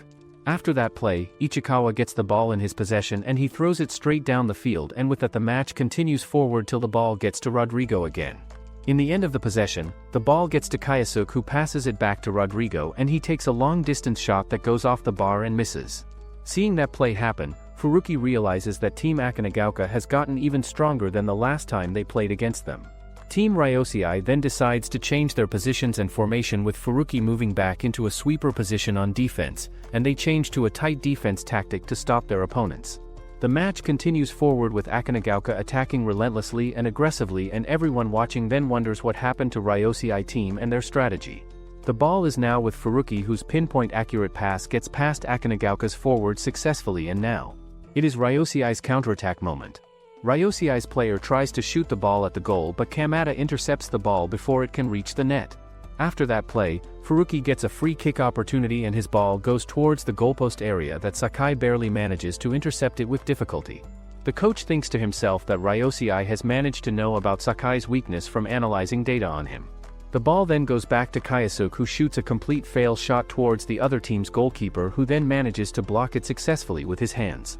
Afterward, Rodrigo managed to dodge a dangerous tackle from behind, and then Rodrigo dribbles the ball towards the other side. He then passes the ball to Ichikawa, who then shots it back to Kayasuke. After that, Kayasuke runs straight, and just as he tries to shoot, a player hits him, which gets him to fall on the ground badly. Kayasuke then gets furious at the guy for causing him to fall, and instead of thinking about himself, Kayasuke is worried that his uniform that he got from Nakayama will get dirty. Akanagaoka then gets a free kick from a good position, and Rodrigo is the one who is going to shoot. Furuki thinks that with Rodrigo's ball handling skills, he will almost aim for the goal. Rodrigo then shoots the ball directly at the goal, and Kayasuke gets in the way, so the ball hits his face instead. However, Kayasuke's faceball has turned into a perfect assist, and then Seiko hits a wide shot that goes inside the goal net. Afterward, Ryosei sends another player named Hayami to the field, and no one has any information about him. The match then continues with Akanagaoka stealing the ball from Ryosei and moves to a fence. The ball is with Seiko, who thinks that the first-year forward, Hayami, is not the type of forward someone would substitute in. Seiko then passed the ball to another teammate, who then sends it to Ichikawa, and it goes back to Rodrigo, who tries to hit a header, but the ball goes to Kayasuke, who shoots it. After that, the ball is passed to Hayami, who is running at a great speed to catch the ball. Kazuto thinks that no matter how fast he is, there's no way he should be able to score without soccer experience. Hayami then passed the ball back to Furuki, and turns out he was planning to have this fast first-year pass to him from the beginning. Sakai wonders to himself if Furuki is going to pinpoint the same goal post again, but then suddenly, Furuki shoots a direct shot that goes inside the net successfully, and Ryosei team scores another goal against them. After that goal, the match continued forward with Team Ryosei dominating in the field completely, but Akanagaoka could not even score a single point during this time. Kamada tells his team to attack patiently and carefully, as they have a lot of time left in the match. Team Akanagaoka then managed to put up a good performance and effort, but that is not enough for them to score a goal yet. Kanu then managed to score a point with an amazing bicycle kick shot. After that goal, Akanagaoka managed to score another point successfully, and now the game has been tied between both teams. Now after this, extra time has passed and there is not much time left, and this game will be decided by penalty kicks.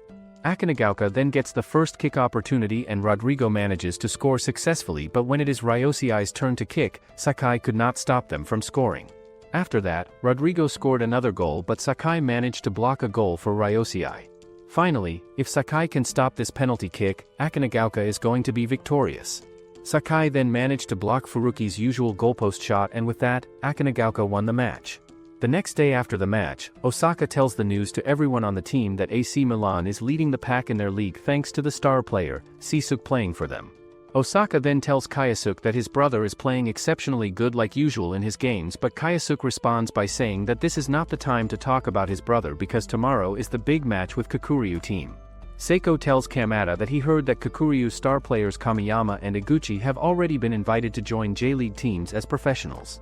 Seiko further says to him that if they manage to get to the Nationals tournament, they will be able to show off their skills before the scouts who are watching. Just then at that moment, Karen shows up at their location and tells the boys to gather in the dining room as their meals are ready for them to eat. The boys then go to the dining room to find out that Kamada's father is already there making ramen for everyone on the team. Kamada's dad tells his son that he wanted to let everyone try his ramen before the big game, and then they can eat well and beat Kakuryu team tomorrow. The next day arrives, and this is the final game of the high school tournament between Akanagaoka and Kakuryu teams. Coach Murakami then confirms the positions for all the team members, saying that Kayasuke will cover Kamiyama closely on defense, and to compensate for the tight defense, Shimizu will go up with Kayasuke for the two-top offense formation. The match then begins with Kayasuke running with the ball down the field, but the other team's player easily intercepts him and takes the ball away. The player then passes the ball to Fujimori brothers, who are going against Rodrigo and Seiko on the field. Fujimori brothers then pass the ball to Kamiyama, but Kayasuke tries his best to catch up to him and stop him. Kamiyama then quickly changes his direction and runs to get the ball, and now he is in his shooting position. After that, Kamiyama shoots a powerful shot that Sakai manages to catch. The game then resumes with Seiko and Rodrigo running towards Fujimori brothers. The ball then gets to Ichikawa, who passes it to Kayasuke, but he tries to hit a header, but the goalkeeper manages to save it. The first half is already passed and both teams have 0 score, but the ball is with Kamiyama, who tries to go by Kayasuke blocks him. Kamiyama then pushes him onto the ground with his strength and tries to shoot the ball, but Kayasuke also kicks the ball at the same time. After that, the Fujimori brothers run straight for the goal, but then, they pass the ball to Kamiyama. He then shoots the ball that goes straight inside the basket without Sakai even trying to stop it. It turns out, Akanagaoka's defense was prepared for the right side shot but got surprised by Kamiyama's shift to the left. The first half is over and Kakuryu's coach tells his team that Akanagaoka's defense is going to be useless against Kamiyama. On the other hand, Kamada tells the team that this is their last chance for nationals, so they have to win. Afterward, the second half begins with Kakuryu team leading with 1 point ahead. The ball is then heading towards Kamiyama, but Kayasuke is also marking him closely. Kamiyama then tries to hit a header shot but fails, and the ball goes to Seiki on the left side. Seiki then passes the ball back to Kamiyama, who is in position for a right angle 45-degree shot attempt. Kamiyama then shoots the ball from the right side that goes straight towards the goal, but Sakai managed to save it successfully. Sakai then shoots the ball back into the field and it gets to Ichikawa, who then passes it to Rodrigo. Kayasuke asks Rodrigo to pass the ball to him, but Rodrigo does not listen, so Fujimori brothers intercept the ball and it gets to Seiki, who then shoots it towards Kamiyama. After that play, Kamiyama runs straight towards Sakai, but Kamada is blocking the path in front of him. Kamiyama then shoots the ball from the left side, but Sakai easily predicts it and deflects the ball away. Kamada then manages to clear the ball easily from the danger zone. Everyone thinks that Sakai was calm, as even in front of Kamiyama, he took his time and reacted perfectly to the shot. Sakai then tells Kamada that being able to shoot from either side means that Kamiyama himself will hesitate to decide where to shoot from. The match then continues forward with the ball being passed to Ichikawa, who then sends it back to Kayasuke's position, but Rodrigo goes for it and Kayasuke does not give up and goes for it as well at the same time. Due to that happening, both of them just crash onto each other hard and miss such a great opportunity to score. However, Kayasuke then tries to get another chance and hit the ball, but Rodrigo does not let him and kicks the ball himself instead. The ball then goes inside the goal net successfully and they easily score a goal for their team. Afterwards, the match continues with Kamiyama and Kayasuke crashing onto each other on the field and they both go flying, but Kayasuke gets back up sooner and Kamiyama just crashes down on the ground. The ball then gets to another player of the other team, who then passes it back to Kamiyama, but Kayasuke again marks him tightly and tries his best to not let him shoot the ball. Kamiyama then decides to pass the ball instead of shooting it himself, and the guy who receives it kicks the ball at the goal, but Sakai saves it with his hands. Both teams are attacking back and forth continuously as they move into extra time in the match. The ball then gets to Kamiyama, who shoots it straight towards the net with power, but Sakai barely deflects the ball away, and now Seiko controls the ball in the field. The ball is then passed to Kamada, but Kamiyama is also following him closely on the field. Kamada then shoots the ball toward Kayasuke's position, but Kamiyama's interception attempt fails to stop it. Kayasuke then scores another goal with his lightning-fast ball shot. Later that night, everyone gets back to the dorm except for Seiko, so everyone wonders if he is lost or something happened to him. Just then at that moment, Seiko arrives at the dorm and shows them the list of their next opponent, that is Tenryu High School team. Hearing that information, everyone freaks out because Tenryu is a really strong high school soccer team, and last year, they won both the Interhigh Regional and National Championships titles. Kazuto realizes that Tenryu High was Kayasuke's brother's high school where he played, but then, everyone thinks that playing against the champions right off the bat sounds pretty fun and exciting. After that discussion, everyone gets on the bus for Tokyo and they're in the city. They are going to stay at Tokyo Hotel for the tournament. Later that night at the hotel, Kayasuke watches an interview of Kagami on television, who is the main player of the team that Kayasuke is going to play against tomorrow. The interviewer asks him if he is planning on playing internationally in the future, and the guy says yes, which Kyosuke finds interesting. The next day, it's the National High School Soccer opening ceremony which Kagami leads. Later, the chairman proves some expensive foods to the teams, but Kyosuke tells Sakai that the soy sauce he is about to put on sashimi is expensive.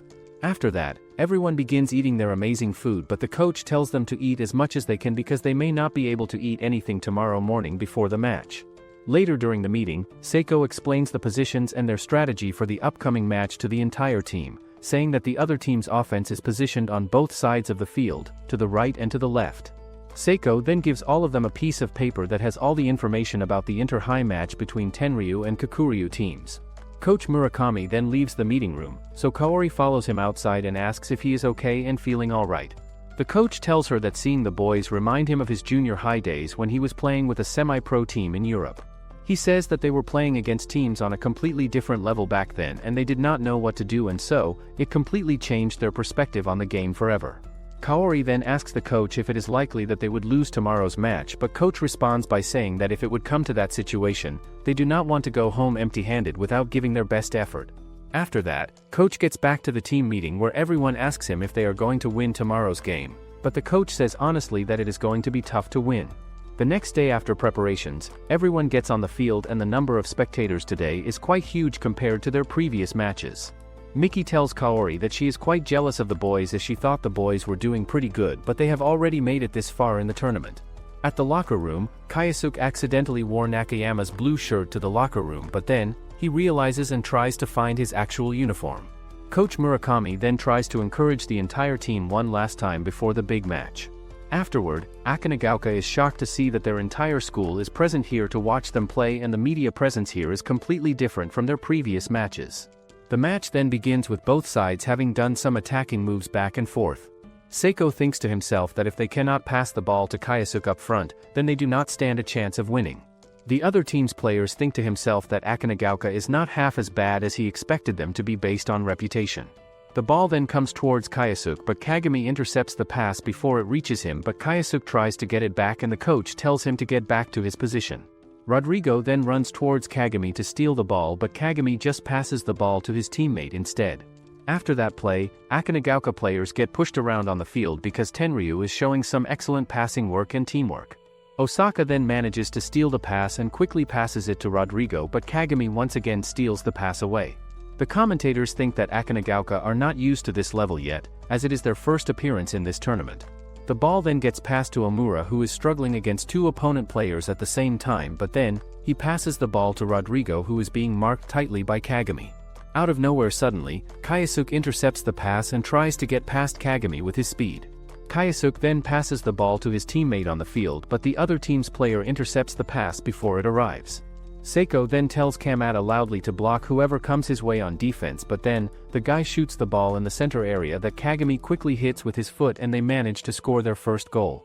After that goal, the match continues forward with Akanagaoka moving forward with their attacking strategy, but they are struggling against Tenryu team's defense. Seeing that happening, Coach Murakami thinks to himself that Ichikawa and Omura are becoming obsessed with the center area, leaving the wings open and unprotected. The ball then gets to Kyosuke, who passes it back to Omura, and then, Omura passes it to Rodrigo on the field.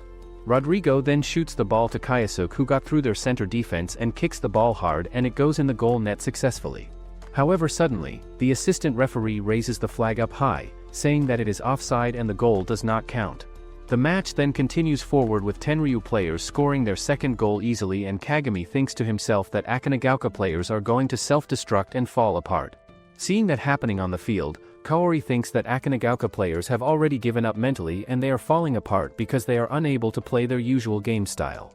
Kyosuke then shoots a forced shot at the goal that the goalkeeper easily catches with his hands and throws it back to the field. Team Tenryu then manages to score their third goal before the first half ends. During break, the coach asks the team if they really want to quit at this point, but Kyosuke snaps at everyone. Everyone then decides to pass the ball to Kyosuke, and then, the coach realizes that the team is relieved. The second half then begins with Kagami realizes that they all are attacking the center like usual. Everyone from Akanagaoka then passes the ball smoothly among themselves, and now, they are playing at an equal level with Tenryu. Ichikawa then passes the ball to Osaka, and then, The cycle of passing continues till it reaches Seiko, who thinks that they have to push until they can get the ball to Kayasuke. Now, Kayasuke, Shimizu and Omura from Akanagaoka are in the penalty area while a Tenryu player is trying his best to push Kayasuke with his body. Kayasuke then got the ball but he shot it at last moment, but Tenryu's goalkeeper managed to block it. Kazuto thinks to himself that they have managed to break through Tenryu's defensive heart and now, they have to continue attacking like this to win the game. The match then continues with the crowd booing loudly at Tenryu team, so Kagami tells his team to ignore them as they are not playing soccer to entertain the crowd watching. Tenryu then changed their system and formation when Akanagaoka started performing better in the match against them. After that tactical change happens, everyone runs to get the ball but the opponent player shoots the ball towards the goal area, so Sakai catches it with his hands and throws it back onto the field. Coach Murakami yells at them loudly to pass the ball to Kayasuke before Kagami returns to his defensive position on the field. Rodrigo then shoots the ball to Ichikawa, who then runs straight down the field while another player is marking him closely. Ichikawa then passes to his teammates, who then pass it to Kayasuke and he shoots at the goal. However, the ball does not go in the net, so Kayasuke hits it using his head and scores another goal successfully. The match then continues with Kayasuke and Kagami crashing onto each other, and Kagami tells Kayasuke that he will not let him have a second goal in this match. Kayasuke then tells everyone on his team not to give up and he runs with the ball, but Kagami charges towards him and they both collide for the second time in the match. Kayasuke manages to get the ball and passes it back to Rodrigo, who again passes it to Kayasuke and he shoots it at the goal, but the goalkeeper catches it with his hands. Now after that, the ball gets to Rodrigo, who then passes it back to Kayasuke and he head bumps the ball with his forehead, and so does Kagami at the same time. The ball then goes outside the field boundaries, and with that the match is finally over. Tenryu manages to defeat Akanagaoka with a 3-point score while they are still at 1 point. After the match ends, Kagami greets Kayasuke and says that he will not let him have a goal next time they play. Tenryu supporters then start cheering for Akanagaoka to play so well. Sakai then tells everyone that the beauty of soccer is not doing as planned but coming up with unthinkable things at the moment of play. The next day, Kayasuke watches the clips of yesterday's match on repeat, but Miki turns off the TV and says that watching it won't change the result. He then asks her what she is doing here on a Sunday morning, so Miki replies that the girls have to work hard as well because the boys' soccer team's success in appearing in the national competition has had a good impact. After that, Miki and Kayasuke enjoy breakfast together, but then, Osaka arrives and says that Seiko has been accepted into the university he applied to. However, Ichikawa and the others wonder if Kamada ends up taking over his dad's ramen shop, which makes Kayasuke feel bad. Before leaving, Miki tells Kayasuke that there will be new students coming in soon and he will be their senpai. Later that day, everyone gets to the ground to practice, but Kazuto tells Karen that they really can't start without a new captain and now, they have to fill the gaps that the third year left. On the other hand, Kayasuke is running around to find Kamada, who was on his bicycle. Kamada tells him that Furuki and Seiko joined the same team and it is weird to see two captains who aim to beat Kakuryu becoming teammates now. Kamada then says that getting into a J-League team was nothing more than a dream for him, but Kayasuke gets furious and tells him not to give up that easily on his goals. Just then, Kamada receives a phone call and tells Kayasuke that there is a regional team that is allowing him to take a tryout for them. After that conversation, Kayasuke gets back to the field to practice with the other players on the team. Later that day, everyone gets to the goodbye ceremony for the third-year students who are graduating. In the ceremony hall, Kayasuke and Miki start fighting like usual over something, so the girls tell them to start dating because they look like an average couple arguing. Afterward, the coach tells the goodbye speech to everyone and tells them to enjoy the party and celebration. Everyone then says their farewell words to Seiko, saying they really want to play against him someday in the future. Kamada then announces that he is aiming to become a professional soccer player while working at the same time, so everyone congratulates him for that decision and his hard work. Seiko and Kazuto tell the team that Tenryu High has recruited lots of amazing players onto their roster and they have to win the regional tournament before thinking about beating Tenryu High team. Karen then asks Coach Murakami if he thinks they may have some amazing players joining their team soon, so he says that there are some players he is looking to recruit currently. Just then at that moment, Seiko says that he is going to announce the new captain and vice-captain positions. He recruits Osaka as the captain and Ichikawa as the vice-captain for the team, which surprises everyone present. The next day after that announcement, everyone gets back to their usual training routine on the field. At the same time in another location, three boys wearing black clothes wonder if they should take over Akanagaoka's soccer team for themselves. Later, Kayasuke, Kazuto and Karen are holding a stall, so that they can recruit new players, but Kayasuke doesn't show much interest. Sakai and Rodrigo joins them, saying everyone's stall is crowded except for theirs. Miki then calls over Kaisuke and asks him why he doesn't grow up a bit when he is in second year. She reminds him that there are new students and he is their senpai and the soccer team will be in chaos if the freshmen follow his example. However, Kaisuke says that nobody wants to learn from him and starts laughing, so does Miki. At the same time, the trio from before are eavesdropping on them and wonder if they are dating. After that, everyone gets to the soccer field to practice, but then, the trio from before shows up to the field and starts practicing on their own. The guys then stands in front of Kaisuke and asks if he is the forward player, but Ichikawa says that he is going to kick them out if they behave like this. The red-head guy says that their coach asked them to come, and then, Coach Murakami shows up, saying he invited them. Coach introduces them as Yuya, a forward player, and Masahiko, who is a midfielder, and lastly, Kanzuya, who is a defender. Yuya then tells everyone that they should have a match so the three of them can prove to them that they should be regulars. However, everyone starts laughing, thinking that they are a bunch of clowns and not serious players. After that reaction, the match between them begins and Coach Murakami decides to put Kaisuke on the new guys team and form a two-top formation with Yuya. The match then begins with Rodrigo running with the ball and he passes it to Coach Murakami, who shoots it at the goal, but the ball goes out in the sky and misses. Now after that, the ball is with Yuya, who then passes through Rodrigo and the other players easily with his dribbling. Yuya then manages to throw the ball at the goal, but Sakai easily catches it with his hands. The match resumes and this time Kaisuke runs with the ball, but he could not score a single point as Sakai managed to dodge all of them and block their shots. Kaisuke then finally manages to score a goal against Sakai successfully. In the end of the match, Osaka's team loses, which makes Yuya furious and angry, so he leaves the field immediately. Later that day after the match, Yuya runs into Miki on the streets and asks her if she wants to go out with him, but she rejects his offer completely. Yuya then talks trash about Kaisuke and insults him, but Miki says that she is not dating Kaisuke despite him being all weird and different. After that conversation, Yuya's friend tells him that Miki praised Kaisuke more than she insulted him, and that means they might be seeing each other romantically. Later that night after everything, the trio calls Kaisuke to the field and they try to beat him up, but they could not even land a single blow on him. The next day after that incident, Kaisuke gets back to the field and finds out that Yuya and his friends formally joined the team, and they are even completing the laps, which they did not do yesterday. After that practice session, the team spends time practicing hard and Kazuto is looking fired up as his shot has increased in power and is more accurate than before. Karen thinks to herself that Yuya and his friends are also working really hard during practice, but their problem is they are not working as a team together. The coach then gathers everyone around him and says that tomorrow's match will be a friendly game in preparation for the Inter-High tournament coming up. He then tells the positions to everyone on the team but keeps Yuya and his friends as reserve players on the bench. Later that evening after practice, Kaisuke and others notice that Kaori is not looking too well emotionally, so Sakai thinks that she must be having love problems in her life. Kaori then tells them to concentrate on their upcoming match instead of worrying about her. The next day, it is Akanagauka and Tenjin High's match and everyone is excited to see Akanagauka perform in the tournament. Kazuto notices that there is no one supporting Tenjin in the stands, but it is obvious because their entire team consists of delinquents and troublemakers. The match then kicks off with Osaka running with the ball down the field, but then he passes it to Rodrigo. After that play, Rodrigo just passes it to Ichikawa, who then sends it back to Kaisuke and he manages to get the ball back, but Tenjin's trio has blocked his course completely. However, Kaisuke does not give up and turns around in 180-degree angles and kicks the ball that gets him their first goal. The match then continues forward with Akanagauka's Osaka cutting through Tenjin High's defense very easily with his dribbling. Tenjin High has now put 5 people on Kaisuke to stop him, but he does not give up and runs straight towards the net with determination.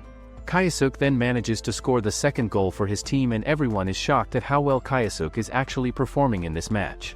He then continues to perform well and aims to get another goal to complete his hat-trick achievement, but all the 5 players of Tenjin hit Kaisuke's leg hard to stop him from advancing. Kataoka from Tenjin High has been given a yellow card now by the referee and Kaisuke is down on the ground because of such a bad injury to his leg from the foul. Since Kaisuke is gone from the game now, Akanagauka will have to change their strategy with Yuya coming on to fill in the forward position that Kaisuke was playing in before. The match then begins again with Tenjin completely dominating against Yuya and his friends who are struggling. Seeing that happening, Osaka and Ichikawa think to themselves that all Yuya does is wait up front for the pass from his friends to arrive to him. Tenjin then manages to score their first goal successfully, but the match continues forward and Rodrigo passes the ball back to Yuya. However, surprisingly, Yuya does not shoot the ball and instead, he gets tackled by another player of Tenjin before he can shoot. After that goal, Tenjin manages to get another score and the goals are tied, all because of Yuya and his friends who do not know how to play properly as a team. Last night before the match, Kaori received a phone call from Sisuk who tells her that the injury he had on his leg a while ago is getting worse, but he managed to hide it all well from everyone until now. Back in the present time, Tenjin Hai's passes seem to be flowing well compared to the disoriented Akanagaoka team who are struggling. Tenjin's player then shoots another shot which Sakai managed to block, but another player jumps for the rebound and hits it into the goal net successfully. Tenjin then wins the match against Akanagaoka in the end, but then, Karen receives a phone call from Kaori and says that Kayasuke is badly injured and the recovery time will take 3 whole months. 3 weeks later after the injury, Kayasuke tries to get out of his bed, but Miki tells him that it takes time for the human body to heal properly from injuries. Miki then brings him his textbook and says that he has to study for school and she will personally teach him everything he needs to know. Miki then starts teaching him the material, but Kayasuke does not stop staring at her, so both of them try to kiss, but then suddenly, the team enters the hospital room. Kayasuke then asks the team about the Inter-High Qualifiers tournament, so Osaka tells him that they are going well, but all Kayasuke has to do is rest and recover his body fully. Later that day after visiting, Rodrigo and the others practice their moves like usual, and it turns out Yuya has gotten even better along with his friends through hard work. Sakai wonders to himself that Shinkawa and Yuya are so good together that the speed and combination of them could develop into a new offensive combination for the team. The coach then tells Yuya directly not to make lousy shots during games, and if he is going to shoot, he should shoot to score points.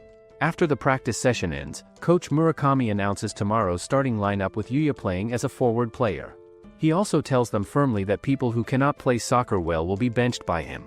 At the cafeteria later, Fuku-chan notices that the Inter-High preliminaries start tomorrow and yet everybody seems down and upset, but she wonders if it is because of Kayasuke being gone from the team. Ichikawa and Kazuto say that they do not like the coach's choice for letting Yuya and his friends play in the match tomorrow. They also think that Yuya is not a person that could turn the game to his favor, as he is more of a guy that stays around the goal area waiting for the ball to come to him. Kazuto further adds that the problem is that Yuya, Shinkawa and Muroi don't have any experience, and Ichikawa says that they should talk to coach about it. However, Rodrigo and Sakai thinks differently and says that it's not okay to throw them away just because they don't get along with the upperclassmen. Osaka then says that they are not making Yuya and others play last year's soccer, but they have to create a style where Yuya's one top, Shinkawa's right wing, and Muroi's center defense come to life. The next day, the match between Akanagaoka and Fujikawa finally begins, and the first half is about to end with no goals on either side of the game. Kazuto realizes that Yuya and Shinkawa are not getting along well with Rodrigo and Ichikawa on the field. Meanwhile, Kayasuke escapes from his hospital room where he was recovering. The match then continues with Shinkawa passing the ball to Yuya, who shoots it towards the goal, but the goalkeeper blocks it successfully. In the end of the match, Fujikawa manages to score their goal, but then suddenly, Kayasuke shows up at the field and encourages everyone on the team. Hearing that from Kayasuke, everyone gets all fired up and motivated, but despite that effort the game ends with Akanagaoka losing in the first round of the tournament. Next day, Miki visits Kayasuke in hospital, wondering if he will be feeling down because the boys' team lost. However, Kayasuke is actually trying to undress when Miki arrives, and then, she tells Kayasuke's mom everything about how she met him. Miki then visits Kayasuke's mom on rooftop, where she tells her that after Sisuke went to Tenryu, it was just Kayasuke and her, but she wonders if Kayasuke is anxious to leave home. Meanwhile, Team Akanagaoka is still practicing on the field like usual. Coach Murakami and Sakai thinks that Shinkawa advances so quickly that Rodrigo and Yuya can't keep up. Shinkawa then gives a strong pass that surprises everyone, but Yuya quickly advances forward with his insane speed and manages to hit the ball using his head first.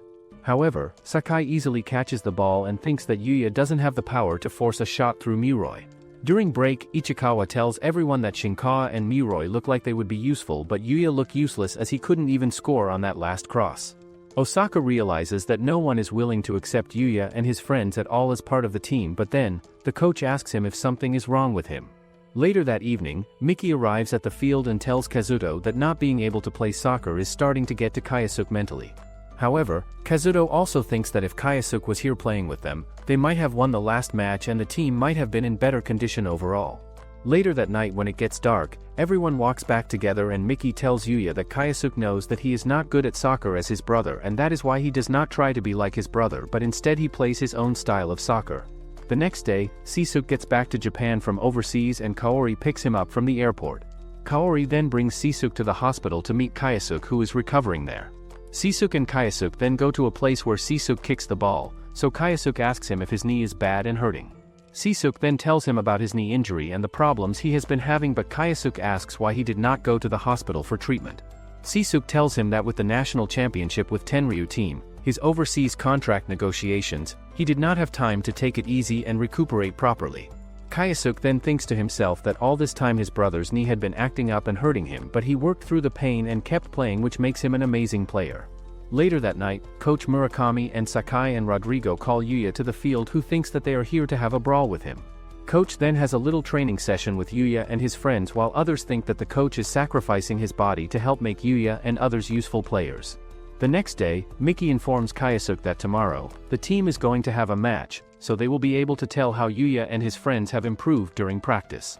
At another location, Osaka meets up with Seiko, who asks him about Kayasuke and his condition. Osaka tells him that Kayasuke is trying his best to recover fast from his injury, but Osaka does not know if he will make it before the Inter-High qualifiers start. Osaka then asks Seiko why he chose him to be the captain of the team.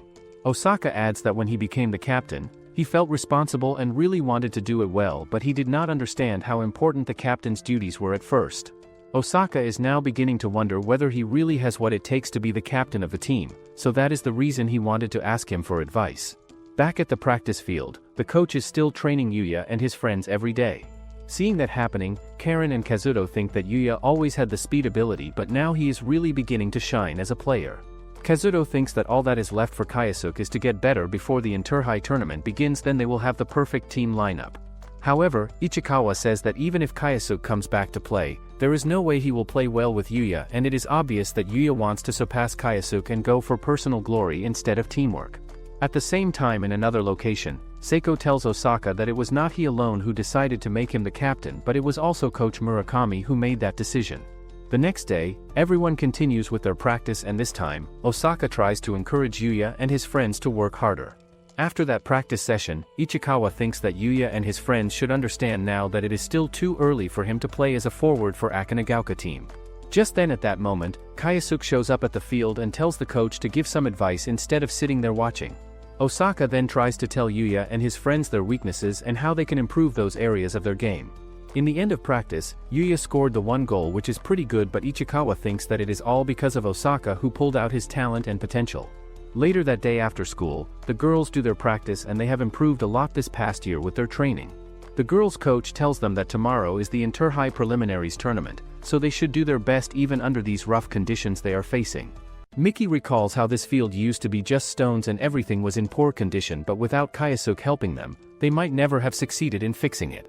In the locker room after practice, the girls say that they have to perform way better than last year, so they cannot see Miki cry again like she did before. Miki then decides to leave first, which makes the girls wonder where she goes after the training session every single day.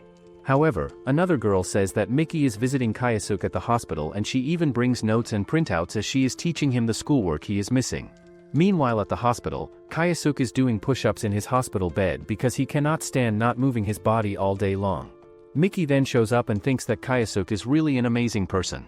Kayasuke then asks her if she is playing in the Inter-High Preliminaries tomorrow, but Miki asks him how he knew. Kayasuke tells Miki that Kazuto told him about it the other day, but then suddenly, Miki tells him to take out his notebook as they are going to study together. While studying at his place, Miki actually falls asleep on his bed from exhaustion. The next day after that, everyone gathers in the stadium for the girls' soccer team's match in the Inter-High Preliminaries tournament. On the other hand, Yuya and his friends are making fun of the girls, saying they do not have to play soccer at all. Sakai tells them to at least cheer for them and support them, but Rodrigo says that the strength of a cheering crowd is far greater than they think, and they realize this after last year's competition experience. After that conversation, everyone gets to the field and the match begins between the teams. The ball then gets to Miki, who passes it to her teammate on the field. However, Miki gets easily pushed back by another team's girl player. The match then continued forward with the girls' team trying their best to shoot the ball at the goal, but they could not score. Miki then gets pushed again by the other team's player despite her having perfect timing for shooting the ball. At the sidelines, Kazuto tells Yuya that last year, the girls' team lost 9-0, which surprises them to hear. The first half then ends and Miki tries her best to encourage everyone on the team while waiting for Kayasuke to come and watch. The second half then begins, but the girls' team is doing individual techniques which are going to make it impossible for them to win the game. Just then at that moment, Kaisuke arrives at the field and encourages Miki, who then passes the ball to her teammates. In the end of the match, Miki manages to score her first goal, and with that Miki's team wins the match. The next day, Kaisuke finally gets back to the dorm and tells Fuku-chan that he does not have permission to go to practice yet from the doctor, and the doctor just said that exercising would be fine for now. Kaisuke also tells her that he has decided that he will not go to the pitch until he is back to his original state of health. At the practice field, Yuya is still thinking about Miki and how amazing she played yesterday during her match. Kazuto then tells the team that Kaisuke is healing unbelievably fast from his injury, and normally it is supposed to take 1 more month to recover. At the same time, Yuya's friends think that Yuya was affected by the girls' captain's actions and got all hyped about it too and motivated. Kaisuke is still running on top of the mountain temple like usual, where Miki joins him and she gives him his towel that he forgot to bring. She then tells him that the prefecture tournaments are over now and they did not have practice, so she is out of shape now and needs to train. Kaisuke then tells her about his brother, who is called a prodigy, but he still trains harder than anyone else does. Miki realizes that Kaisuke and his brother have been practicing together here at this location. Miki then says that she thinks Kaisuke and his brother are not similar at all in personality, but Kaisuke says that it would have been nice if they were, but they are not even real brothers by blood. Hearing that information, Miki gets shocked that they are not even real brothers at all, but Kaisuke says that even if they are not related by blood, his only true brother is Sisuke. At the same time, Sisuke visits his dad and tells him that he is going to Italy, so he is thinking of training it bit by bit during the training camp. Sisuke's dad then gives him spike shoes, which will be less of a burden on the knees. Later that day after his return, the team celebrates Kaisuke's arrival at the dorm with some cake and other treats. On the other hand, Yuya's friends tie up Kazuto and ask him about Miki and Kaisuke's relationship status.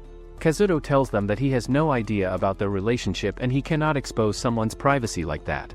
Yuya's friends then wonder out loud that maybe Kaisuke is not interested in Miki romantically, as he is always fighting with her constantly. Kazuto then asks them why they are so desperate to know about them and their relationship, so they say that it is because Yuya fell in love with Miki. Hearing that information, Kazuto realizes that this is the reason Yuya has not been concentrating much on practice lately. Yuya's friends then leave Kazuto alone in the room and go to Yuya, telling him that Miki and Kaisuke are not dating each other. Yuya's friend then tells him that he still has a chance and all he has to do is get a goal and fascinate her. The next day, Yuya is all pumped up in the practice, but then, Kazuto arrives all tied up. Kaisuke is also exercising at the same time, so he doesn't lag behind. Soon, Kaisuke returns to the field and now, he is all healed up to practice with the rest of the team. Afterwards, the match between Akinagaoka and Tenjin begins and Tenjin is fiercely attacking Kaisuke from the start of the game. Kaisuke then runs with the ball and does not pass to anyone either, but Coach Murakami thinks that it is his first match after recovery, so he suggests that Kaisuke should not push himself too hard.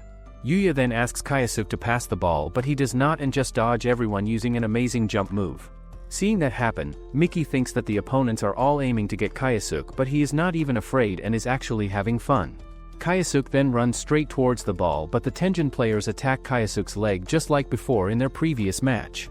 Despite that, Kaisuke loses his balance, but despite that happening, he kicks an incredible shot that goes straight into the net. Seeing that amazing goal, everyone is shocked and wonders how he could do all that while losing his balance. Kaisuke is still stuck in his position, which makes everyone worried, but then, he starts cheering that he is all fired up. The match then continues with Yuya's friend passing the ball to him, but Kaisuke steals the ball from him and directly shoots from there immediately. Kaisuke then continues to score goals one after another, and with that Akinagaoka wins the match against Tenjin team. Later that day after the match, Yuya is furious that Kaisuke got all the spotlight and attention, but he did not get the chance to shoot at all. Yuya's friend tells him that from now on, Kaisuke is going to get marked by defenders, so that will get him the chance to shoot more. The next day after that, there is Akinagaoka's match against Fujikawa, and during the first half Akinagaoka are at 2 points while Fujikawa are at 0 points. However, in the second half of the match, Kaisuke manages to perform even better and scores more goals that leads to Akinagaoka's victory. The next day, there was a match between Akinagaoka and Kakuryu teams. The match then continues with Fujimori brothers running with the ball, but they pass to Ozawa, who then runs straight towards the goalkeeper area. Kakuryu manages to shoot the ball at the goal, but Muroi blocks it easily, which surprises Kakuryu players watching. Coach Murakami thinks to himself that even though Kamiyama left the team, Kakuryu still have an offensive style of soccer. After that play happens, Rodrigo runs with the ball and then, he passes the ball to Kaisuke, but the ball is too high, so Yuya runs to get it instead of Kaisuke.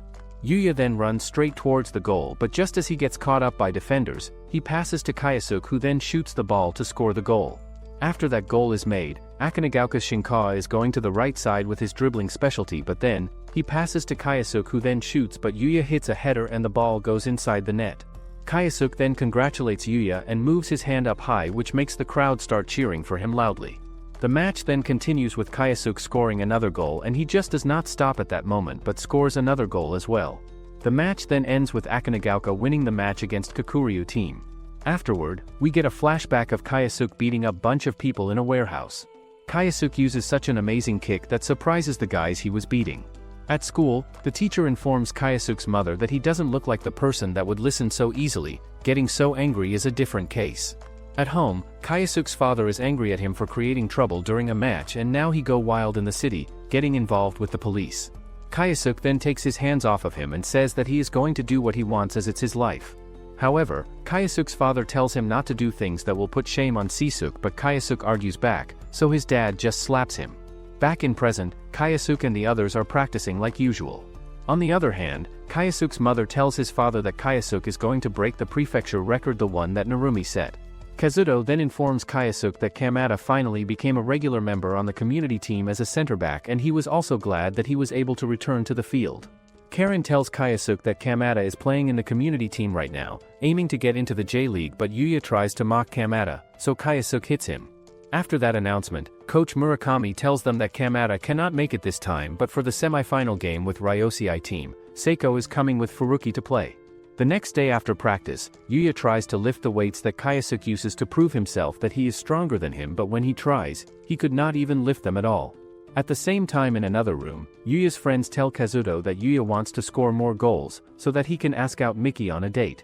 Kazuto asks them why they are doing so much for Yuya and helping him, so they tell him about a story of their past fight together. In a memory flashback, Yuya's friends tried to fight with him, but they could not stand a chance against him.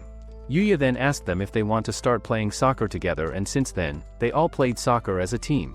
They think that if they had not met Yuya, they would have just been delinquents and spent their entire life doing bad things and getting in trouble. Back in the present time, Kaisuke runs into Kamada, who tells him about his daily routine and what he has been doing. Kamada then asks Kaisuke about his old man and father, but Kaisuke tells him that he has not seen him since he left the house and they have not talked properly to each other since that time. Kaisuke then finds his father at a field teaching some kids soccer and giving them his spike shoes as gifts. On the other hand, a player tells Osaka that Kaisuke might really break the record of the prefecture, which was not broken in 20 years. Coach Murakami says that he knows Narumi, who was an ace striker representing Japan, and he was no match for him in skill. The coach then says that Narumi and his wife lost their lives in a car accident, leaving behind a baby that was just born right before Narumi was entering as a representative player. The next day, Akanagauka starts their match and Kaisuke manages to score the third goal for the team. Seeing that happen, everyone thinks that Kaisuke is just amazing today, and his goals are total 15 in 3 matches, that is even more than Kamiyama scored last year. Furuki thinks to himself that all of Akanagauka's attackers have improved their game significantly, and the game maker Rodrigo and left wing Ichikawa were already strong last year, but the big difference are the 2 new players, the right winger and forward playing 2-top with Kaisuke.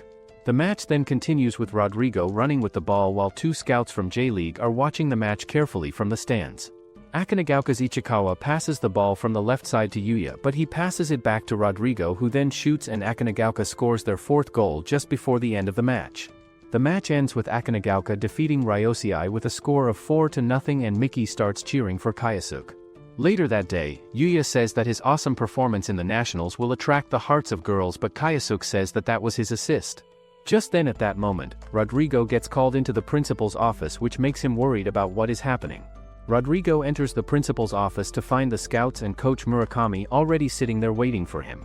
The principal tells Rodrigo that the scouts are here for him specifically, but then, the scouts give him the contract to join their team immediately. The scouts say that their team is aiming for the championship in the next youth tournament, and a youth team needs strong firepower, and they would like him to join them. The principal tells Rodrigo to sign the contract, but the coach says that it is the immediate part that poses a problem, as Rodrigo and the other students are registered as high school players, and while registered as that, he cannot also register with a J-League team at the same time. So, in order to accept the offer this scout made, Rodrigo would have to quit the Akanagauka soccer team completely.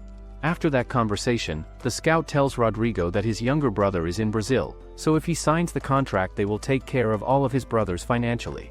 Later that night after the meeting, Kazuto tells the team that high school students are generally members of a school team and cannot play for both the school and J-League team at the same time.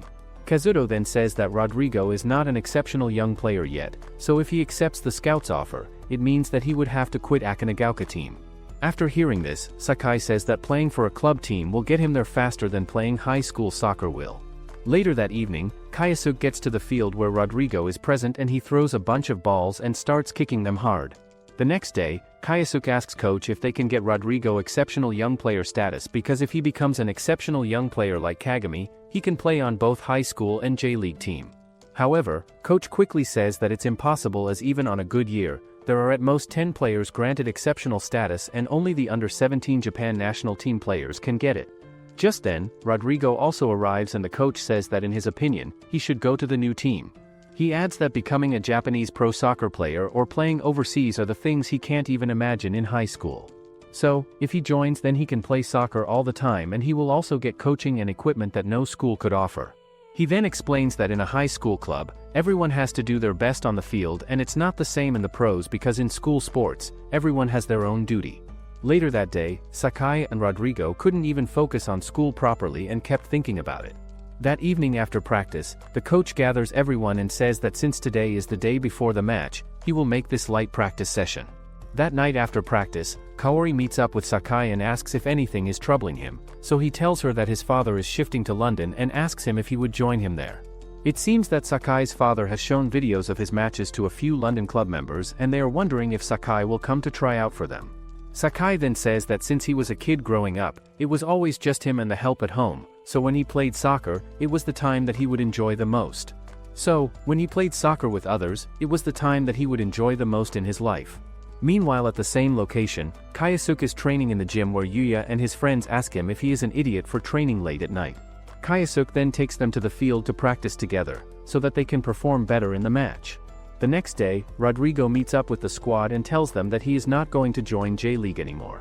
Later that day after the announcement, it is Akinagaoka's match and then, Rodrigo joins everyone in the locker room and says that he is not going to join the Pro League team. At the same time, Sakai arrives at the train station to meet up with his dad who is going to take him to London.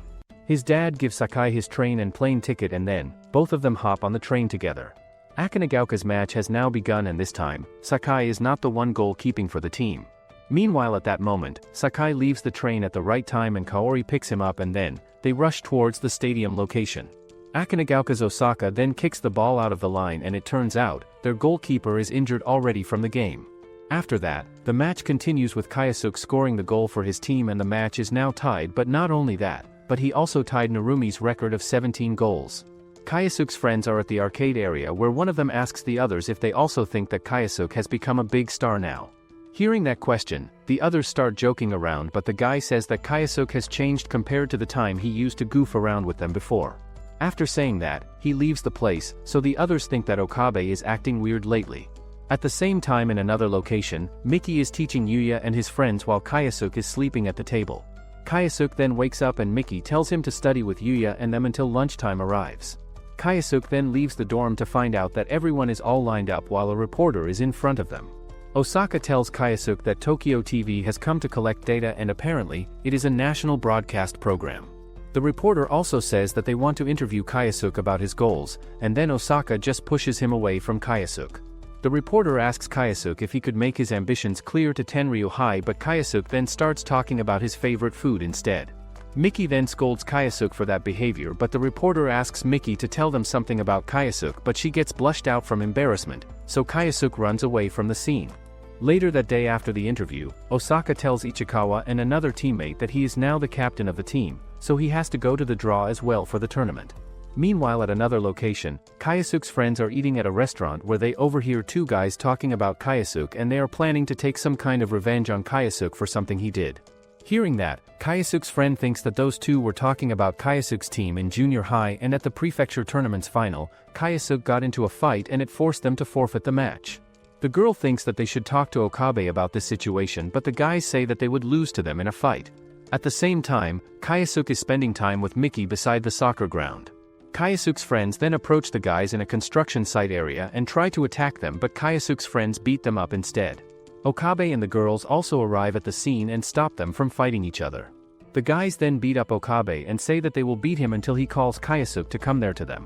After that threat, Kayasuke's friends get into a brawl with them, but Okabe tells them that the ones who decided to quit soccer were themselves, so it is not Kayasuke's fault at all. After hours of fighting with each other, Kayasuke's friends tell them that they have to search and find it themselves what they truly like as people, but Kayasuke is going to get even more popular, and when the time comes for that, they should call them. On their way back from the fight, Kayasuke runs into his friends, and Kayasuke's friends find it suspicious that he is hanging out with Miki all the time. The next day after arriving, everyone gets to the opening ceremony, and once it is over, they will go to the nearby grounds for practice. Karen then notices Yuya and his gang watching Kagami taking an interview with reporters. Yuya's friend wonders that Kagami is only a high school student, but he is already a pro, which is impressive to see. Yuya then tells him that he is also going to get into the J-League pretty soon, and he thinks that he should just come up with his own autograph signature. The interviewers then ask Kagami about Kayasuke's goal against them, which makes him furious and angry. Kayasuke wonders if the interviewers are talking about him right now, so Rodrigo asks him if he forgot that one goal he scored against Tenryu, and it is the one thing that Kagami does not like getting asked about at all. Later that night after practice, Osaka tells everyone that the Kamigata High regular players are mostly his teammates from junior high school. He also says that Itami soccer is their main strategy and tactic.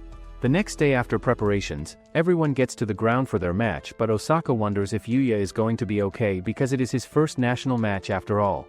Just then at that moment, 3 players from Kamigata show up and start messing with Osaka verbally. Kayasuke then tells Osaka that even if they are his old teammates, they have to beat them today no matter what.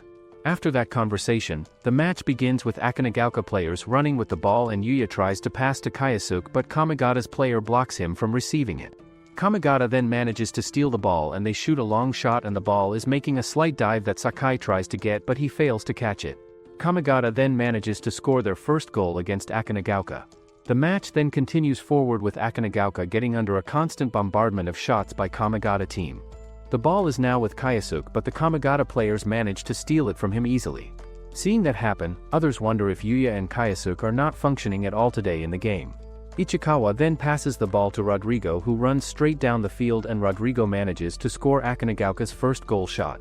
Osaka then tells Kayasuke and Yuya to learn from Rodrigo and how he plays on the field. The match then continues with Osaka trying his best to steal the ball from opponent team players, and then he runs straight while passing through everyone in his way. He then passes the ball to Shinkawa, who runs like a maniac and passes it to Yuya, who bumps it, and the ball almost gets to Kamigata player, but Osaka intercepts it before they can get it. In the end of the possession, the ball gets to Yuya, who tries to shoot, but hearing Miki's voice confuses him, so he misses the shot. Shinkawa then shoots the ball that scores a point for their team. Kayasuke then manages to score as well, and then Kayasuke just continues to score one goal after another, and with that Akanagaoka wins the match. After that match ends, Tenryu's match begins, and Kagami gives instructions to his teammates throughout the match. Sawamura tries to head bump the ball, but he misses it, and then it gets to Suzuki, who smashes the ball straight into the goal net successfully. Tenryu makes a substitution with Suzuki and another player who are not happy with that decision. Tashikawa, Yanamoto, and Nishikawa arrive at the field, and everyone thinks that it is an amazing strategy to bring them on the field now. Later that night after the match, Team Tenryu is sitting at their dinner table and they watch Akanagaoka's match on the television. Some of them start laughing at Yuya, but when it is Kayasuke's turn to shoot, Kagami and others get shocked at his skill. The players then think that Akanagaoka seems to be climbing the ranks quickly, but the other guy says that they should let them keep winning until they can repay them last year's debt. However, another player asks him what he means by that, so the guy says that the only goal scored against them by a high school team was scored by Akanagaoka.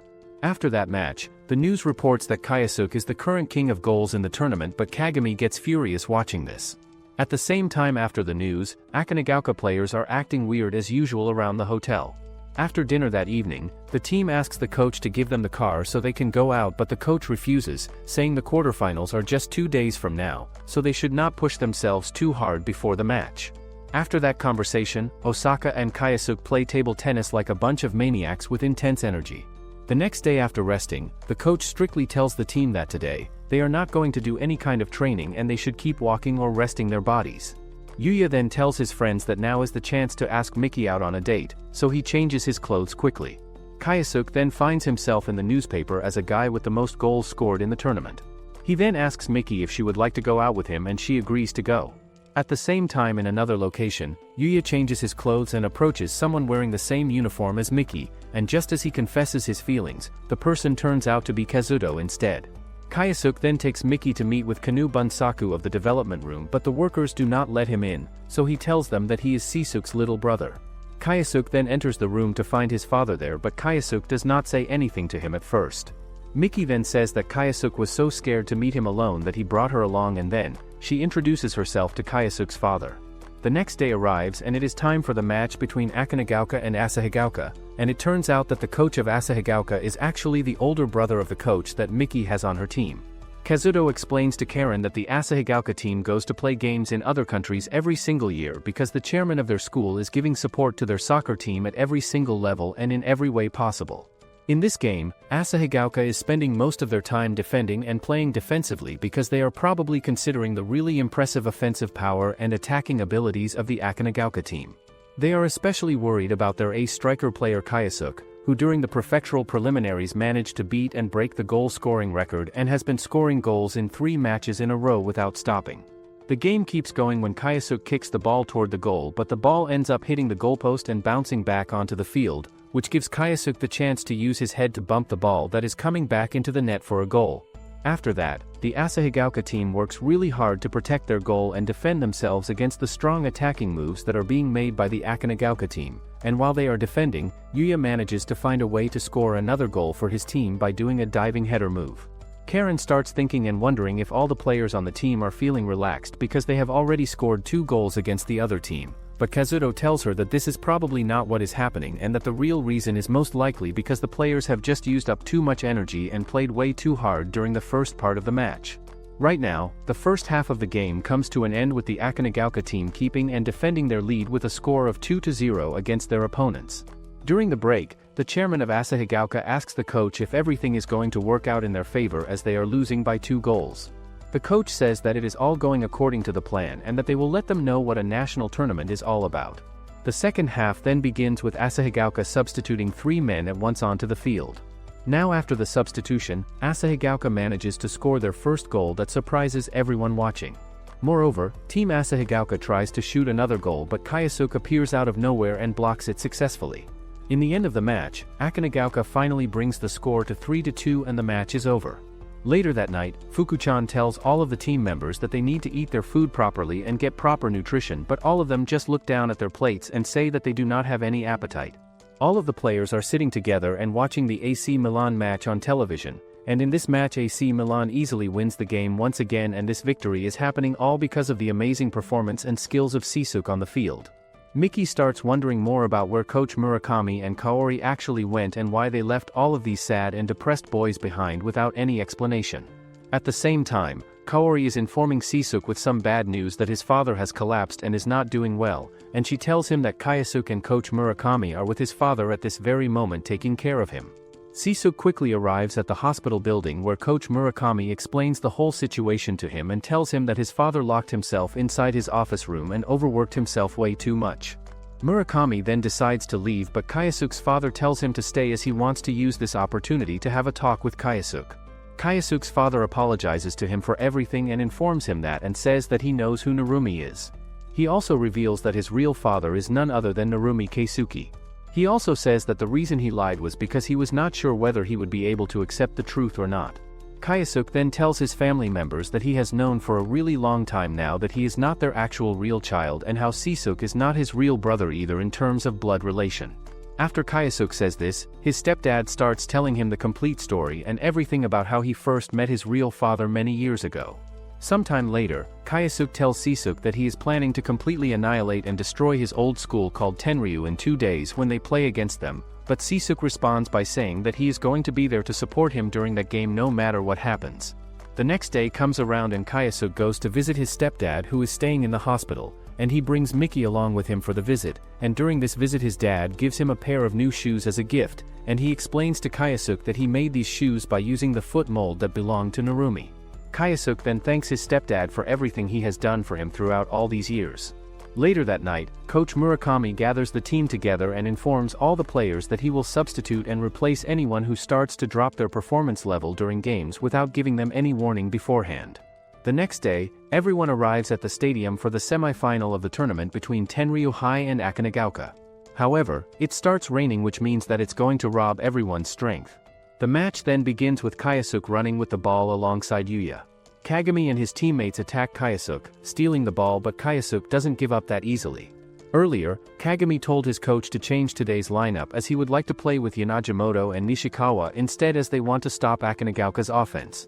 Back in present, Kayasuke passed the ball to Shinkawa, who then runs straight, but Tenryu players tries to steal the ball, so he passed to Rodrigo. After that, everyone just charges at Rodrigo to stop him as well, and Furuki says that if Akanagaoka don't defeat their midfield first, they can't achieve anything. Kayasuke and Yuya then cut straight through the center of Tenryu's midfield, but the ball gets to Kayasuke, who then shoots, so it hits the goal post and rebounds inside the net. All of the people watching the game cannot believe that the first goal has been scored by the Akanagaoka team, and at this point in the game, 25 minutes have already passed and gone by in the first half of the match. The match then keeps going and continues with Kagami running across the field with the ball in his control, and he passes the ball over to one of his teammates, who then pass it forward to another guy on their team. Sakai manages to get in the way and block the shot that is coming toward the goal, but Kagami does not give up on the play and keeps running alongside his teammates down the field with determination. After all this effort and movement, Kagami then manages to successfully score a goal for his own team as well and ties up the game. After seeing this goal happen right in front of him, Kazuto starts blaming himself and feel guilty for not analyzing the other team properly and carefully enough, because he realizes now that Tenryu is using the exact same strategy and tactics that they used in one of their previous matches before this one. The first half of the game then comes to an end and finishes with both teams having the exact same score on the board. Afterward, the second half begins with Kagami running like a maniac, but Rodrigo manages to steal the ball and gets trapped. He then passes the ball to Osaka because Kayasuke and Yuya are blocked. It turns out, everyone's movement is getting slower, and if they don't hurry up and score another goal, then Akanagaoka are going to be in big trouble. The other team's player then hits Osaka, but the referee doesn't give him a foul. Sakai then manages to save a goal, but the ball rebounds and Tenryu keep attacking relentlessly. However, Tenryu then manages to score their second goal only 15 minutes into the second half of the match, which puts more pressure on the other team. After that, Kagami tells Kayasuke about his future plans, explaining that after he graduates, he plans to go to Serie A, meaning he will compete on the same level as his brother, Sisuke. The match then continues, and almost all the members of Akanagaoka come to a stop because they are exhausted, except for Yuya, who still has some strength left in his body. Kayasuke then manages to steal the ball from Kagami, and right after that, Kayasuke and Kagami crash into each other during the struggle. In the end, the ball rolls toward Yuya, who shoots it toward the goal, but the ball rebounds back into play, so Kayasuke quickly shoots the ball again. The goalkeeper manages to block the shot once more, and the ball rebounds again. Kagami then receives a yellow card because of the foul he just committed, and as a result, Akanagaoka earns a free kick in a very good position. After that moment, Osaka's leg starts to hurt very badly, but even with the strong pain, he still wants to keep playing in the match and does not give up. Osaka then takes the free kick and sends the ball toward Kayasuke, who quickly shoots the ball straight ahead. The match keeps going, and soon Muroi makes a foul, which gives Tenryu a penalty kick. Kagami steps forward and shoots the ball, but Sakai manages to block the shot, causing the ball to bounce back. Kayasuke carefully makes sure that no one hits the ball again, but Kagami runs in, shoots the ball once more, and scores another point for the team. After that play, Kayasuke gets another chance to shoot, but the goalkeeper blocks it, and the ball bounces back to Kayasuke again. Kayasuke then jumps and hits a header that sends the ball toward the net, but Kagami jumps up in time and blocks it. In the end, the match finally ends, and Tenryu wins the match. The next day, Kazuto tells Kayasuke that he receives an invitation to become a professional player, so he should go and meet the chairman in his office. When Kayasuke arrives at the office, the chairman explains that Kayasuke is chosen as one of the under-22 Japan delegates, but the team ends up losing during the preliminary matches. Kayasuke then asks where this invitation comes from, and Coach Murakami tells him that it comes from Amsterdam. Outside the office, Yuya overhears the conversation and quickly tells everyone that Kayasuke gets an invitation from Amsterdam, but Sakai realizes that this actually means it is from the strongest team in Holland. Kayasuke then says that he has already made his decision, but when he opens the door, he sees everyone standing outside and waiting for him.